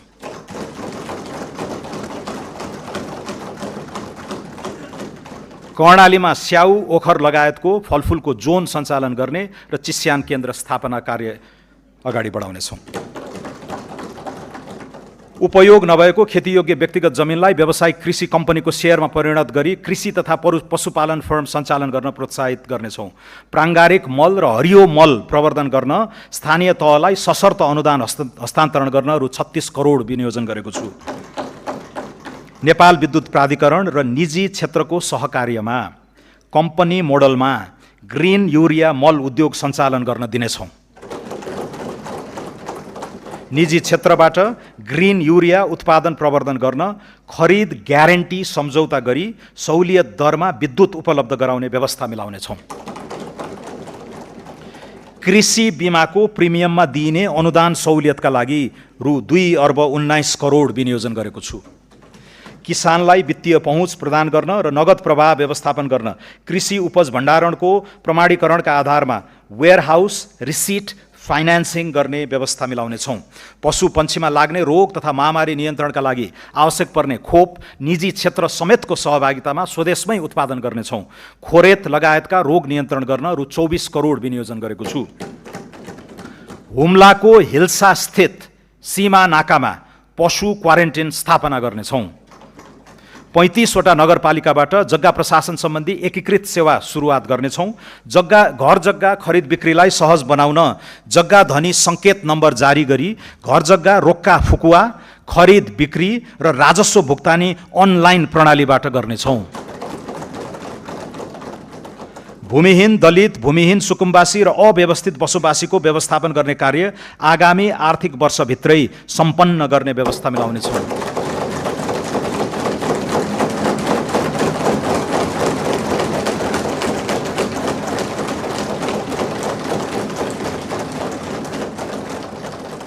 कृषि तथा पशुपन्छी विकासका लागि रु 46 अर्ब 92 करोड विनियोजन गरेको छु। वन, वातावरण तथा जलवायु अनुकूलन। चुरे तथा तराई मधेस क्षेत्रको जलचक्रलाई दिगो बनाउन पानीका स्रोत संरक्षण तथा पोखरी निर्माण, पहिरो नियन्त्रण, तटबन्ध निर्माण लगायतका क्रियाकलाप सञ्चालन गर्न करिब रु 1 अर्ब विनियोजन गरेको छु। जडीबुटी तथा गैर काष्ठ वन पैदावारको समर्थन मूल्य निर्धारण गरी खरिद गर्ने कार्य सुरुवात गर्नेछौँ। कर्णालीमा जडीबुटी प्रशोधन केन्द्र स्थापना गर्नेछौँ। कार्बन उत्सर्जन कटौती बापत प्राप्त लाभमा स्थानीय समुदायलाई प्राथमिकता दिई उत्सर्जन न्यूनीकरणका लागि नतिजामा आधारित रेड प्लस कार्यक्रम सञ्चालन गर्नेछौँ। अन्तर्राष्ट्रिय जलवायु कोषको सहुलियतपूर्ण पुँजीमा निजी क्षेत्रको पहुँच पुग्ने व्यवस्था गर्नेछौँ। डढेलो नियन्त्रणका लागि ड्रोन तथा स्याटेलाइटको उपयोग गरी रियल टाइम सूचना आदान प्रदान गर्नेछौँ। जोखिमयुक्त क्षेत्रमा मानव वन्यजन्तु सहअस्तित्व कार्यक्रम सञ्चालन गर्नेछौँ। प्रमुख सहरहरूमा वायु प्रदूषण मापन केन्द्र र केन्द्रीय वातावरण प्रयोगशालाको स्तरोन्नति गर्नेछौँ। वन, वातावरण तथा जलवायु क्षेत्रको लागि रु 12 अर्ब 31 करोड विनियोजन गरेको छु। संस्कृति तथा पर्यटन। ऐतिहासिक स्थलहरू तिलौराकोट, देवदह, कपिलवस्तु र रामग्रामको बृहत पूर्वाधार विकास गर्नेछौँ। बृहत लुम्बिनी विकास कार्यक्रमका लागि यो वर्ष 83 करोड विनियोजन गरेको छु। जनकपुरलाई विवाह गन्तव्यको रूपमा विकास र ब्रान्डिङ गर्नेछौँ। राम जानकी पथ राम जानकी पथ र राम जानकी परिक्रमा सडक स्तरोन्नतिका लागि रकम छुट्याएको छु। पर्यटकीय दृष्टिले महत्त्वपूर्ण पहाडी क्षेत्रमा हिल स्टेशनको प्रवर्धन गर्न पूर्वाधार विकासमा जोड दिनेछौँ। हिमाल आरोही तथा पदयात्रीको सुरक्षा र आकस्मिक उद्धारको भरपर्दो व्यवस्था मिलाउनेछौँ। मुस्ताङ र मनाङ लगायत उच्च हिमाली जिल्लामा रहेका 200 वर्षभन्दा पुराना कम्तीमा पनि 2 दर्जन ऐतिहासिक बौद्ध गुम्बाहरूको संरक्षणका लागि विशेष परियोजना ल्याउनेछौँ। कपिलवस्तुको तिलौराकोट, धनुषाको जनकपुर धाम र काठमाडौँको गोकर्णेश्वरलाई विश्व सम्पदा सूचीमा समावेश गराउन कार्य अगाडि बढाउनेछौँ। खप्तड बडीमालिका शुक्लाफाटा, काँक्रे बिहार पञ्चकोशी रारा, ठाकुरद्वार स्वर्गद्वारी रुरु क्षेत्र, देवघाट मुक्तिनाथ तिलिचो, कालिन्चोक जुगल गोसाईकुण्ड, सखडा धनुषाधाम गढीमाई, हलेसी चतरा पाथिभरा प्रादेशिक पर्यटकीय कोरिडोरको प्रवर्धन गर्नेछौँ। ग्रेट हिमालयन ट्रेल लगायत अन्य पदमार्गलाई रणनीतिक पदमार्गका रूपमा विकास गर्नेछौँ। खप्तड, रामारोशन, बडीमालिका, बुढीनन्दा रारा, स्वर्गद्वारी, मुक्तिनाथलाई जोड्ने गरी उच्च पहाडी पर्यटन पदमार्ग डाँफे रुटको विकास गर्नेछौँ। अपी हिमाल, दोर्दी हिमाल, सिक्लेस कहुपुचे मनाङ, तिनजुरे पाथिभरा ट्रेकिङ रुट विकास गर्नेछौँ। साइकल ट्रेलका लागि उपयुक्त गण्डकी प्रदेशका मध्य पहाडमा परीक्षणका रूपमा कास्की, लिपेनी, थुम्सीकोट, भाचोक लम्तरी, प्रिन्स चार्ल्स रुट हुँदै करापुसम्म र ब्यास, छाब्दी बाराही, बन्दीपुर, छिम्केश्वरी, लाब्दी, देवघाट रुट निर्माण गर्नेछौँ। आदिवासी जनजाति समुदायको संस्कृति संरक्षणका लागि कीर्तिपुर स्थित सङ्ग्रहालयको विस्तार गर्नेछौँ। दलित समुदायको परम्परागत मौलिक सिप, कला तथा पेशाको प्रवर्धन गर्न मधेस, कर्णाली र सुदूरपश्चिमका सघन दलित बस्तीलाई लक्षित गरी नमुना होमस्टे सञ्चालन गर्नेछौँ। 6000 मिटरभन्दा बढी उचाइ भएका र हालसम्म नामकरण नगरिएका हिमाललाई मौलिक नामकरण गरी आरोहणका लागि विशिष्ट बजारीकरण गर्नेछौँ। नागरिक उड्डयन त्रिभुवन अन्तर्राष्ट्रिय विमानस्थलको स्तरोन्नतिका लागि रु 1 अर्ब 53 करोड विनियोजन गरेको छु। निजगढ अन्तर्राष्ट्रिय विमानस्थलको निर्माण मोडालिटी 6 महिनाभित्र यकिन गर्नेछौँ। गौतम बुद्ध र पोखरा क्षेत्रीय अन्तर्राष्ट्रिय विमानस्थल सञ्चालनको व्यवस्थापनमा निजी क्षेत्रसँग सहकार्य गर्नेछौँ। भरतपुर विमानस्थललाई विस्तार गरी रात्रिकालीन उडान सञ्चालन गर्नेछौँ। प्रदेश सरकारसँगको सहकार्यमा सुर्खेत विमानस्थल विस्तार गर्नेछौँ। मुगुको ताल्चा र दाङको टरी गाउँ विमानस्थल स्तरोन्नति गर्नेछौँ। संस्कृति तथा पर्यटन क्षेत्रका लागि रु 7 अर्ब 34 करोड र नागरिक उड्डयन क्षेत्रका लागि रु 2 अर्ब 93 करोड विनियोजन गरेको छु। श्रम तथा वैदेशिक रोजगार रिभर्स प्रवासनलाई प्रोत्साहन गर्दै विप्रेषणलाई उपभोगबाट उत्पादनशील प्रयोजनमा रूपान्तरण गर्न विप्रेषण लगानी मिलान कोष सञ्चालन गर्नेछौँ। वैदेशिक रोजगारीबाट फर्किएकाको ज्ञान, सिप र दक्षताको सदुपयोग गर्न रिटर्नी माइग्रेन्ट कार्यक्रम कार्यान्वयन गर्नेछौँ। युवाहरूलाई विभिन्न विषयगत छोटो अवधिका र कार्यस्थलमा आधारित तालिम सञ्चालन गरी सिपयुक्त बनाउनेछौँ। वैदेशिक रोजगारीलाई थप सुरक्षित एवं मर्यादित बनाउन श्रम सम्झौताको पुनरावलोकन तथा नयाँ गन्तव्य मुलुकसँग थप सम्झौता गर्नेछौँ। विदेशमा अलपत्र परेका नेपाली नागरिकलाई उद्धार गर्न र मृत्यु भएका श्रमिकको शव सहज रूपमा स्वदेश ल्याउने प्रबन्ध मिलाउन आवश्यक बजेट विनियोजन गरेको छु। सिप सिकेर मात्र वैदेशिक रोजगारीमा जाने व्यवस्था मिलाउनेछौँ। बिना धितो ऋण र किस्ताबन्दीमा रोजगारदाताबाट भुक्तानीको व्यवस्था गरी वैदेशिक रोजगारीलाई मर्यादित, पारदर्शी र स्वचालित बनाउनेछौँ। वैदेशिक रोजगारीमा जाँदा शून्य लागतलाई प्रोत्साहन गर्दै सेवा शुल्कलाई श्रमिक मैत्री बनाउनेछौँ। औपचारिक च्यानलबाट भित्रिने रेमिटेन्सलाई थप प्रोत्साहित गर्न रेमिटेन्स आप्रवाहको हरेक रिसिटमा आधारित लटरी कार्यक्रम सञ्चालन गर्नेछौँ। अनौपचारिक क्षेत्रका श्रमिकको जीवनयापन र आधारभूत स्वास्थ्यलाई सहयोग पुग्ने गरी सहुलियत दरमा पौष्टिक खाना उपलब्ध गराउने गरी आवश्यक कार्यक्रम प्रारम्भ गर्नेछौँ। श्रम तथा रोजगार क्षेत्रमा रु 3 अर्ब 63 करोड विनियोजन गरेको छु। औद्योगिक विकास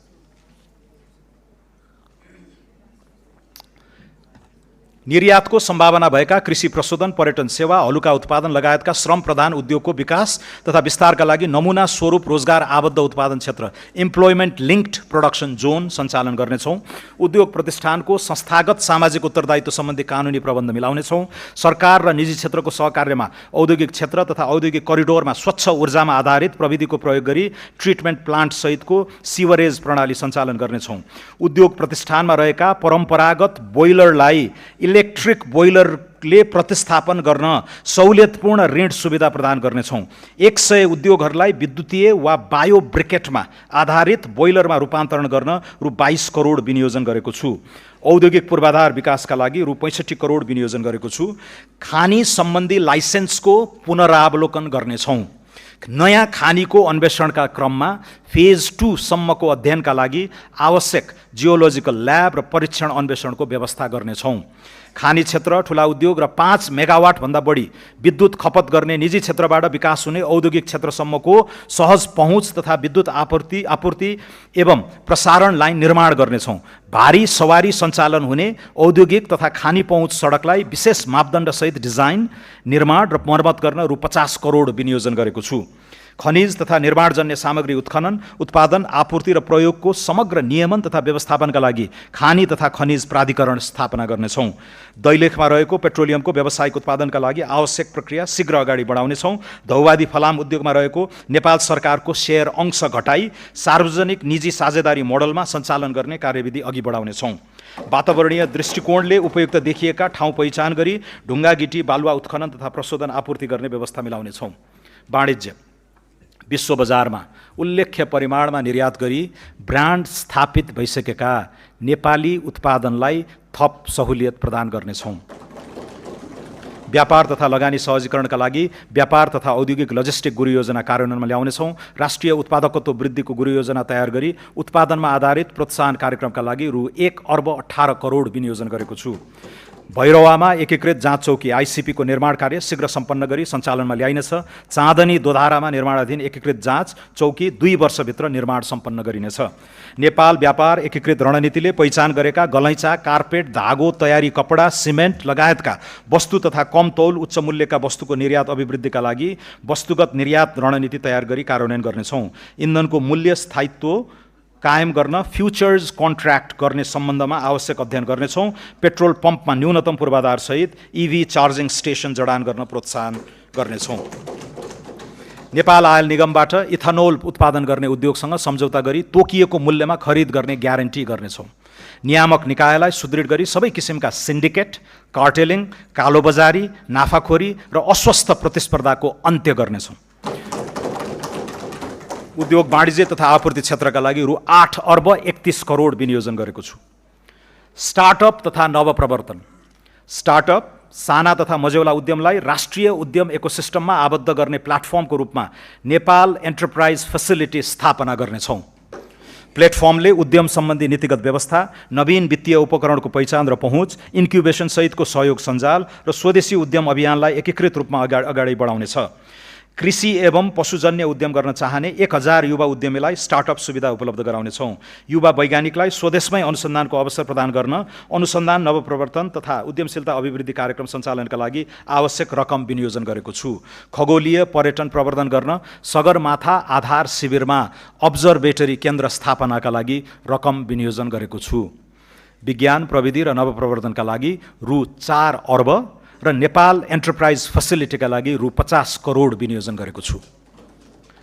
सम्माननीय सभामुख महोदय, सम्माननीय अध्यक्ष महोदय, सौम्य शक्ति र डायस्पोरा, पारस्परिक लाभ, राष्ट्रिय आत्मसम्मान र सार्वभौम हितमा आधारित सन्तुलित परराष्ट्र सम्बन्ध सुदृढ गर्दै आर्थिक समुन्नतिका लागि सौम्य शक्ति परिचालन गर्नेछौँ। आर्थिक कूटनीति, सांस्कृतिक पहिचान, प्रविधि तथा पर्यटनको एकीकृत उपयोग मार्फत नेपालको अन्तर्राष्ट्रिय उपस्थिति, विश्वसनीयता र प्रभाव विस्तार गर्नेछौँ। संयुक्त राष्ट्रसङ्घ लगायत अन्य बहुपक्षीय तथा क्षेत्रीय मञ्चहरूमा नेपालको भूमिकालाई सशक्त बनाउनेछौँ। क्षेत्रीय सन्निकटताका लागि सुदृढ कूटनीति अगाडि बढाउनेछौँ। नेपालको सौम्य शक्ति विस्तारका लागि बुद्ध जन्मभूमि, सर्वोच्च शिखर सगरमाथा, हिमालय श्रृङ्खला, योग ध्यान, सांस्कृतिक विविधता, शान्तिवादी राष्ट्रको छवि र अन्तर्राष्ट्रिय शान्ति मिसनमा सहभागिता लगायतका विषयहरूको उन्नत प्रसार गर्नेछौँ। विदेशस्थित नेपाली नियोगको सशक्तिकरण गरी निर्यात क्षमता, द्विपक्षीय व्यापार तथा लगानी, पर्यटन प्रवर्धन गर्न आर्थिक कूटनीति सबल बनाउनेछौँ। संविधानले सुनिश्चित गरेको गैर आवासीय नेपाली नागरिकता सम्बन्धी प्रावधानमा समसामयिक संशोधन गरी एक पटकको नेपाली सधैँको नेपाली भन्ने नारालाई मूर्त रूप दिनेछौँ।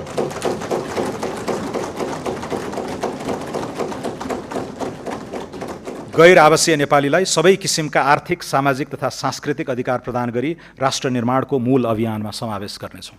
बैंकिङ क्षेत्र, बैंक तथा वित्तीय संस्था सम्बन्धी ऐन, बैंकिङ कसूर तथा सजाय ऐनमा समयानुकूल संशोधन गर्नेछौँ। विपन्न तथा साना किसानका लागि कर्जा तथा पशुधन कार्यक्रम साना किसान विकास लघुवित्त वित्तीय संस्था मार्फत सञ्चालन गर्न रकम विनियोजन गरेको छु। बैंक तथा वित्तीय संस्थामा रहेको निष्क्रिय कोषमा रहेको रकम हकवालाले दाबी गरेको बखत उपलब्ध हुने सुनिश्चित गरी तोकिएको कानुनी प्रक्रियाका आधारमा उत्पादनमूलक कार्यमा परिचालन गर्नेछौँ। वाणिज्य बैंक तथा भुक्तानी सम्बन्धी काम गर्ने संस्थाले अन्तर्राष्ट्रिय भुक्तानी नेटवर्कसँग सम्झौता गर्न सक्ने गरी राष्ट्रिय तथा अन्तर्राष्ट्रिय पेमेन्ट एग्रिगेटर तथा नेसनल पेमेन्ट स्विचलाई प्रभावकारी बनाउनेछौँ। पेमेन्ट एग्रिगेटरको नियमनको लागि कानुनी र संस्थागत व्यवस्था गर्नेछौँ। सहुलियतपूर्ण कर्जाको प्रभावकारिता अभिवृद्धि गर्ने गरी तेस्रो पक्षबाट कर्जाको गुणस्तर मूल्याङ्कन गराउनेछौँ। जेनजी आन्दोलनका शहीद परिवार तथा घाइतेलाई समेत यस कार्यक्रमको लाभग्राहीको रूपमा सहभागी गराउनेछौँ।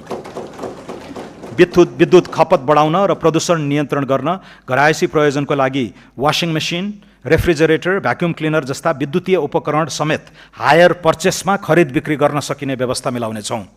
बीमा, धितोपत्र तथा सहकारी, नेपाली बीमा कम्पनीबाट जारी हुने बीमाङ्कको कम्तीमा 20% नेपाल पुनर्बीमा कम्पनीबाट गराउनुपर्ने व्यवस्था मिलाउनेछौँ।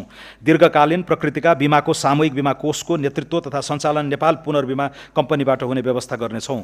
जोखिम न्यूनीकरणको लागि पुनर्बीमाको निश्चित हिस्सा विदेशी पुनर्बीमा कम्पनीसँग गराउने व्यवस्था मिलाउनेछौँ।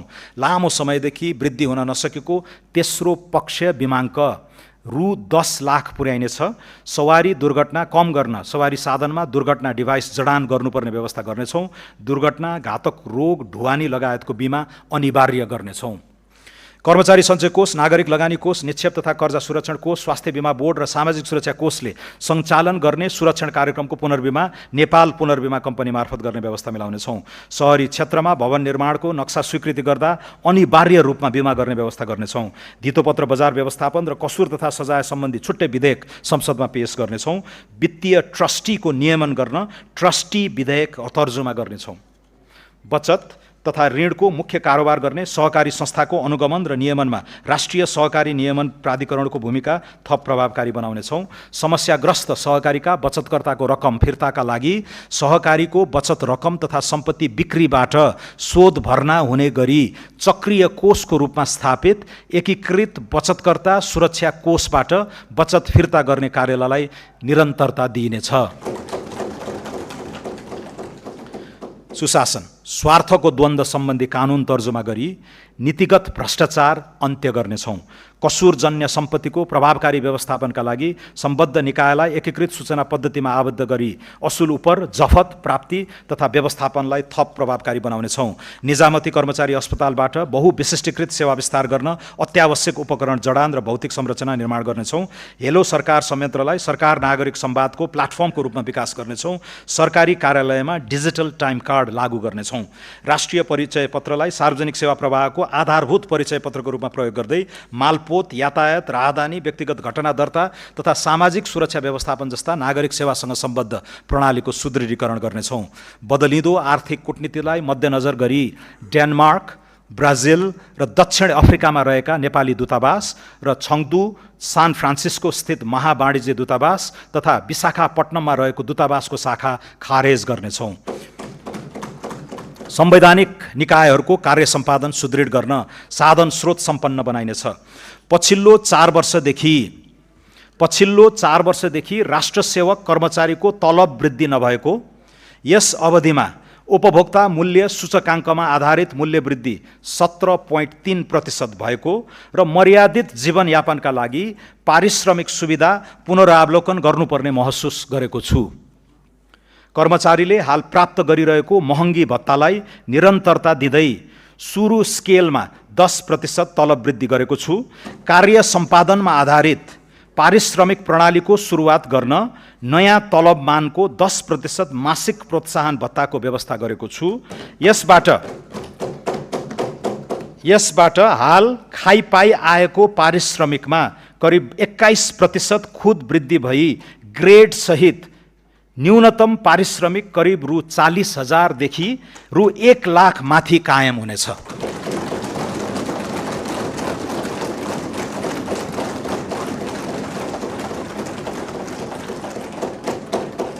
नयाँ तलब स्केल सम्बत 2083 साउन 1 गतेदेखि लागू हुनेछ। कानुनी शासन र राष्ट्रिय सुरक्षा। न्याय प्रणालीलाई छरितो र प्रभावकारी बनाउन सूचना प्रविधिको अधिकतम उपयोग गरी विद्युतीय अदालत व्यवस्थापन प्रणाली विस्तार गर्नेछौँ। विपन्न तथा दूरदराज क्षेत्रका नागरिकका लागि निशुल्क कानुनी सहायता कार्यक्रम सञ्चालन गर्नेछौँ। शान्ति प्रक्रिया तथा सङ्क्रमणकालीन न्याय सम्बन्धी बाँकी कामलाई यथाशीघ्र निष्कर्षमा पुर्याइनेछ। राष्ट्रिय सुरक्षा नीति 2075 को पुनरावलोकन गर्नेछौँ। नेपाली सेनाका जवानहरूको आवास स्तरोन्नति कार्यक्रमलाई निरन्तरता दिँदै रु 2 अर्ब विनियोजन गरेको छु।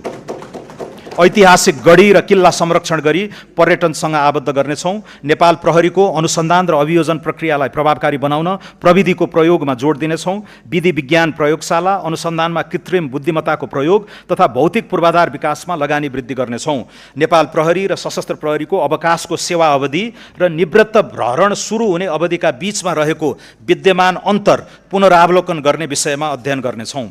सशस्त्र प्रहरी बल नेपाललाई अन्तर्राष्ट्रिय सीमा सुरक्षाको डेडिकेटेड व्यावसायिक फोर्सको रूपमा विकास गर्नेछौँ। कारागारको सुदृढीकरण, क्षमता विस्तार तथा खुला कारागारको अवधारणा कार्यान्वयन गरी सुधार गृहका रूपमा रूपान्तरण गर्दै लगिनेछ। विपद प्रतिकार्यमा संलग्न जनशक्ति र स्वयंसेवकको क्षमता विकास गर्नेछौँ। विपद पश्चातको क्षतिपूर्ति, राहत र पुनर्निर्माणका लागि बिमा लगायतका जोखिम हस्तान्तरणका उपकरणहरूको विस्तार गर्नेछौँ। सङ्घ, प्रदेश र स्थानीय तहबीचको अधिकार, जिम्मेवारी र कार्य सम्पादनको दोहोरोपना हटाउन कार्य विस्तृतीकरणको पुनरावलोकन गर्नेछौँ। 3 तहबीच विद्यमान दोहोरो करको विवादलाई क्षेत्राधिकारको स्पष्टता र कानुनी सुधार मार्फत समाधान गर्नेछौँ। सङ्घीयता सुदृढीकरण र स्थानीय सेवा सुधारका लागि शासकीय नवप्रवर्तन चुनौती फन्ड स्थापना गर्नेछौँ। सम्माननीय सभामुख महोदय, सम्माननीय अध्यक्ष महोदय,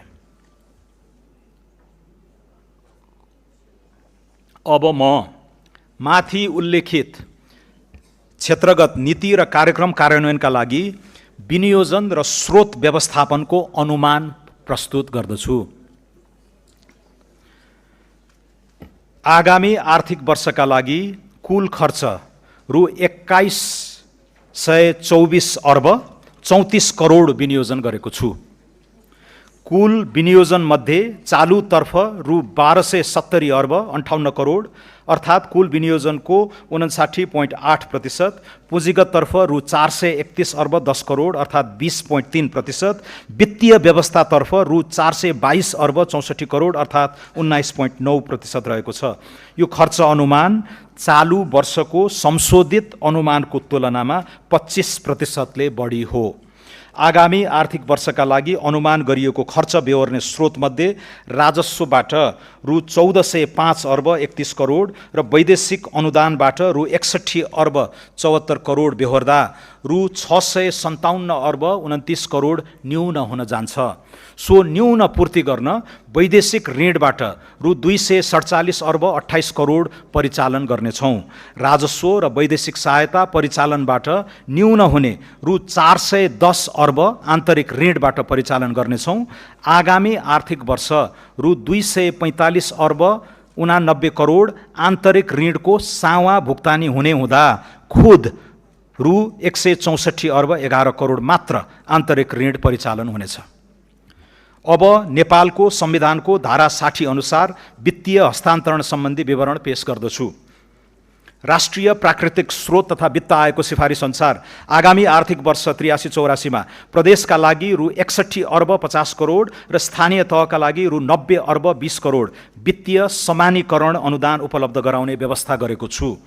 प्रदेश र स्थानीय तहमा पूर्वाधार आयोजना कार्यान्वयन गर्ने क्रमशः रु 4 अर्ब 60 करोड र रु 8,93 करोड समपूरक अनुदान उपलब्ध गराएको छु। साथै प्रदेश र स्थानीय तहमा क्रमशः रु 3,82 करोड र रु 9,40 करोड विशेष अनुदान छुट्याएको छु। सङ्घीय सरकारका आयोजना कार्यान्वयनका लागि प्रदेश र स्थानीय तहमा क्रमशः रु 39,72 करोड र रु 206,08 करोड सशर्त अनुदान विनियोजन गरेको छु। प्रदेश र स्थानीय तहलाई राजस्व बाँडफाँडबाट कुल रु 175 अर्ब हस्तान्तरण हुने अनुमान छ। आगामी आर्थिक वर्षमा राजस्व बाँडफाँड रोयल्टी समेतबाट र वित्तीय हस्तान्तरण गरी प्रदेश र स्थानीय तहमा रु 600 अर्बभन्दा बढी परिचालन हुने प्रक्षेपण गरेको छु। सम्माननीय सभामुख महोदय, सम्माननीय अध्यक्ष महोदय, अब म आर्थिक वर्ष 83-84 को राजस्व नीति तथा कार्यक्रम प्रस्तुत गर्दछु। व्यवसाय मैत्री कर नीति, सरल एवं स्पष्ट कर कानुन, स्वैच्छिक कर सहभागिता र चुस्त कर प्रशासनको विकास गरी आर्थिक क्रियाकलाप विस्तार गर्न दिआएका उद्देश्य लिएको छु। सबै आर्थिक कारोबारलाई डिजिटल माध्यममा जोड्दै औपचारिक अर्थतन्त्रको विकास गर्ने, स्वचालित प्रविधि मैत्री सदाचारयुक्त र उत्प्रेरित कर प्रशासनको विकास गर्ने, स्वैच्छिक कर सहभागिताको माध्यमबाट राजस्व अभिवृद्धि गर्ने, लागत परिपूरण र तिर्न सक्ने क्षमताको आधारमा गैर कर राजस्व परिचालन गर्ने, लगानी प्रोत्साहन र संरक्षण, सूचना प्रविधि उद्योगलाई राष्ट्रको नयाँ आर्थिक इन्जिनका रूपमा अगाडि बढाउन यस्ता सेवाको निर्यातबाट आर्जित आयमा 50% कर छुट दिएको छु। सूचना प्रविधि क्षेत्रमा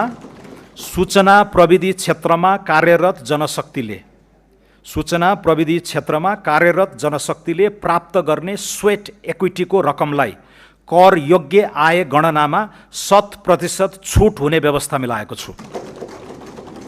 नेपालभित्र पैठारी हुने केही वस्तुमा आन्तरिक उत्पादन प्रवर्धन शुल्क डोमेस्टिक प्रोडक्ट प्रमोसन फी लगाएको छु। नाफा नकमाउने गरी स्थापना भएका मित्र राष्ट्रको पूर्ण स्वामित्वका विकास वित्त संस्थाले नेपालमा ऋण लगानी गरी आर्जन गरेको ब्याजमा आयकर नलाग्ने व्यवस्था गरेको छु। महानगरपालिका र उपमहानगरपालिका बाहेकका क्षेत्रमा नयाँ चलचित्र हल स्थापना गर्नेलाई सुरुको 10 वर्षसम्म पूर्ण रूपमा आयकर छुट दिने व्यवस्था मिलाएको छु। परिवर्तित सन्दर्भमा दक्षिण एसियाली व्यापार सम्झौता साफ्टाको संवेदनशील सूचीलाई पुनरावलोकन गर्नेछौँ। स्वैच्छिक अनुपालन र करको दायरा विस्तार, दुर्गम क्षेत्रमा शिक्षा तथा स्वास्थ्य पूर्वाधार निर्माण र सेवा विस्तारमा सघाउ पुर्याउन निजी क्षेत्रले प्रदान गर्ने शिक्षा तथा स्वास्थ्य सेवामा न्यूनतम दरमा समता शुल्क लगाउने व्यवस्था गरेको छु। अन्तिम तहको उपभोक्तालाई बिक्री गरिने मासिक 50 युनिटभन्दा बढीको विद्युत खपतमा सहुलियत दरमा मूल्य अभिवृद्धि कर लगाउने व्यवस्था गरेको छु। इलेक्ट्रिक सवारी साधनमा पिक पावर क्षमताको आधारमा लाग्दै आएको भन्सार महसुललाई मूल्यगत आधारमा लगाउने व्यवस्था गरेको छु। यस्ता सवारी साधनको स्वदेशमा उत्पादन, चार्जिङ स्टेसन निर्माण, ब्याट्रीको व्यवस्थापनका लागि पैठारू बिन्दुमा स्वच्छ पूर्वाधार लगानी शुल्क लगाएको छु। Clean infrastructure investment fee, Nepali ब्रान्डका मदिराको निकासी प्रवर्धन गर्न गुणस्तरीय स्पिरिट उत्पादन तथा म्याचुरेसन कार्यलाई प्रोत्साहित गरिनेछ। आगामी आर्थिक वर्षदेखि माइक्रो ब्रुअरीलाई समेत मदिरा उद्योगको रूपमा दर्ता गरी अन्तशुल्कको दायरामा ल्याउने व्यवस्था मिलाएको छु। सुरोटमा करिब 10% सम्म र मदिरा तथा बियरमा लाग्ने अन्तशुल्कमा वृद्धि गरेको छु। गैर कर राजस्व परिचालनलाई प्रभावकारी बनाउन छाता कानुन ल्याउनेछौँ। राजस्व प्रशासनमा आधुनिकीकरण, राजस्व अनुसन्धान विभाग खारेज गरी यसले गर्दै आएका कार्य विषयगत निकाय मार्फत सम्पादन हुने व्यवस्था मिलाउनेछौँ। वार्षिक रु 10 करोडभन्दा माथि कारोबार गरी विद्युतीय बिजक जारी गर्ने सबै व्यवसायलाई अनिवार्य रूपमा केन्द्रीय बिजक अनुगमन प्रणालीमा आबद्ध गर्नेछौँ। साना व्यवसायीलाई विद्युतीय माध्यमबाट भुक्तानी लिन प्रोत्साहन गर्नेछौँ। कर परीक्षण गर्नुपर्ने अवधि 3 वर्ष कायम गरेको छु। जोखिममा आधारित कर अनुसन्धान तथा परीक्षणका लागि कृत्रिम बुद्धिमत्ता सहितको असेसमेन्ट पद्धतिको विकास गर्नेछौँ। डिजिटल अन्तशुल्क टिकटको सुरुवात गर्ने व्यवस्था मिलाएको छु। अन्तशुल्क चुहावट नियन्त्रण गर्न विद्युतीय ट्र्याक एन्ड ट्रेस प्रणालीको सुरुवात गर्नेछौँ। भौतिक नियन्त्रणमा आधारित अन्तशुल्क प्रशासनलाई जोखिमको आधारमा क्रमशः स्वयं निष्कासन प्रणालीमा रूपान्तरण गर्ने व्यवस्था मिलाइनेछ।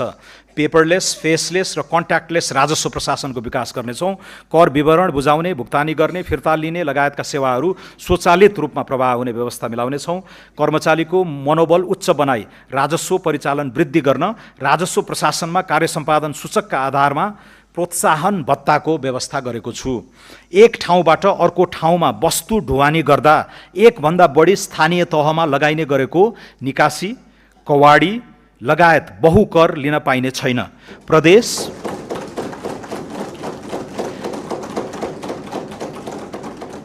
प्रदेश र स्थानीय तहका कर भुक्तानी गर्दा स्थायी लेखा नम्बर खुलाउनु पर्ने व्यवस्था गर्नेछौँ। असल व्यवसायीको सम्मान एवं व्यापार सहजीकरणको लागि अथोराइज्ड बिजनेस पर्सनको पहिचानसहित भन्सारमा ब्लू लेन मार्फत जाँच पास गर्ने व्यवस्था मिलाउनेछौँ।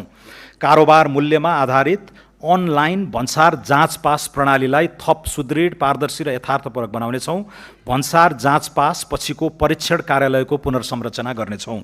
स्थल मार्गबाट नेपाल प्रवेश गर्ने पर्यटकको सहजीकरणका लागि सबै मूल भन्सार कार्यालयमा सवारी साधनको अस्थायी पैठारी घोषणा गर्ने र शुल्कको भुक्तानी अनलाइनबाट हुने व्यवस्था मिलाइसकेको छु। वैवाहिक पर्यटनलाई प्रोत्साहन गर्न विवाह प्रयोजनका लागि ल्याउने सामान घोषणा, धरौटी लिने र विवाह सकेर फर्कदा धरौटी फिर्ता दिने व्यवस्थालाई स्वचालित बनाउनेछौँ। पर्यटकलाई कानुन बमोजिम तोकिएको सीमाभित्र परिवर्तीय विदेशी मुद्रा ल्याउन पाउने सरल व्यवस्था गर्नेछौँ।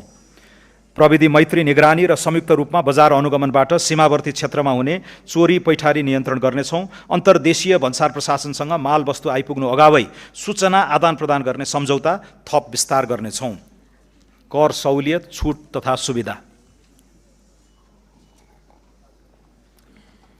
नेपालभित्र कृत्रिम हातखुट्टा र अपाङ्गता सहयोगी सामग्री उत्पादन गर्ने उद्योगको नाममा पैठारी हुने कच्चा पदार्थको आयातमा भन्सार महसुल छुट दिएको छु।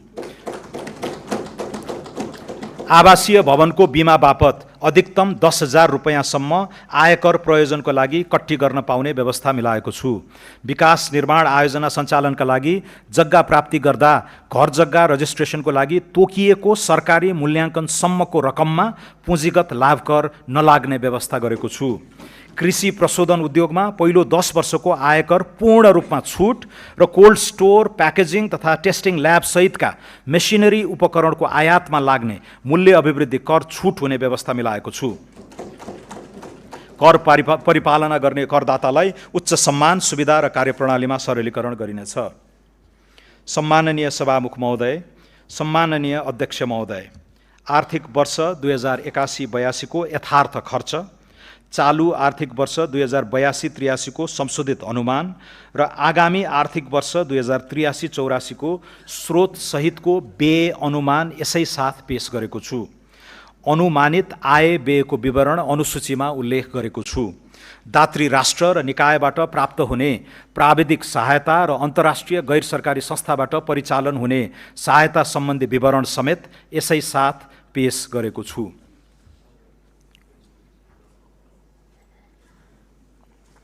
अन्त्यमा यो बजेट राज्य सञ्चालनको नयाँ सोच र सङ्कल्प, आर्थिक रूपान्तरणको स्पष्ट मार्गचित्र र नागरिकसँग गरिएको राजनीतिक करार कार्यान्वयनको प्रारम्भ बिन्दु हो।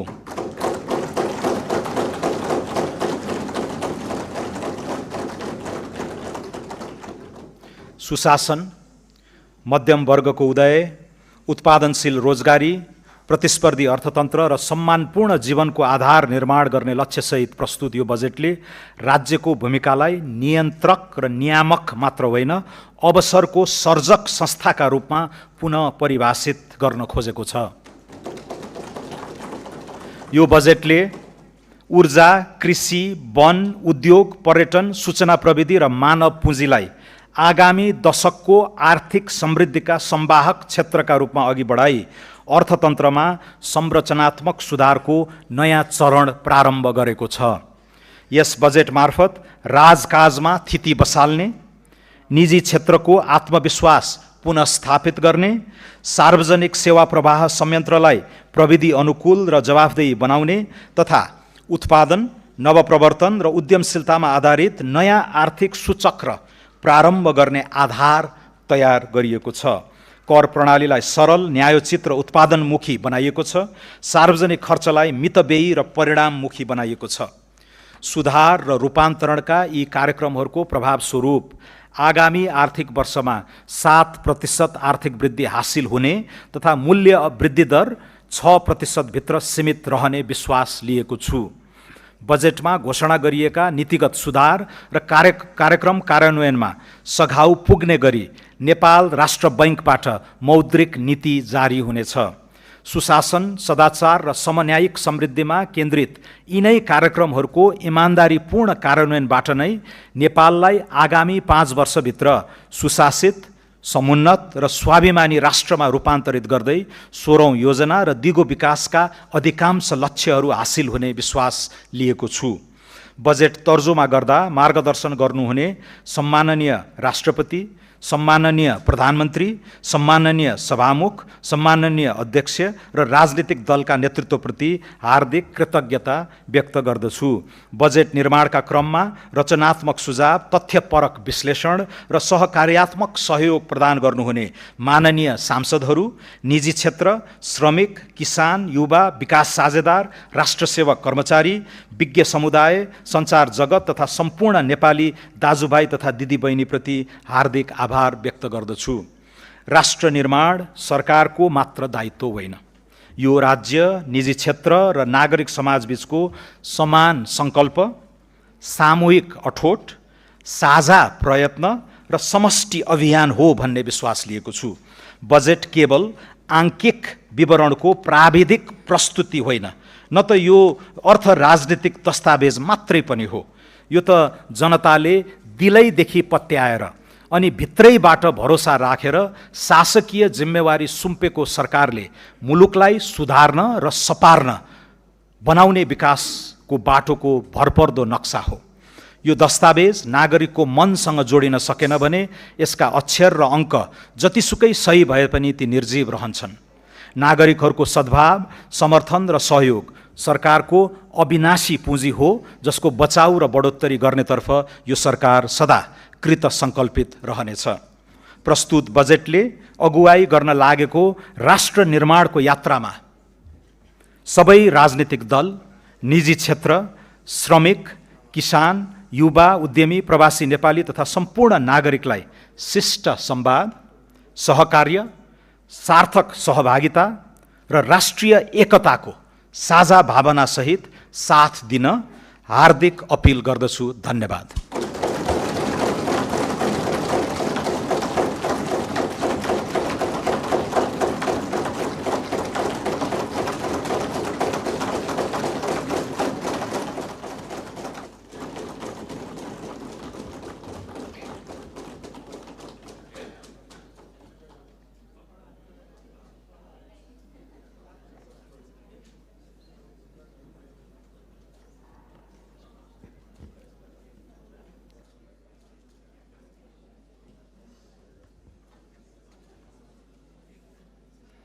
मान्य सदस्यहरू, सङ्घीय संसदको दुवै सदनको संयुक्त बैठक यहीँ स्थगित हुन्छ।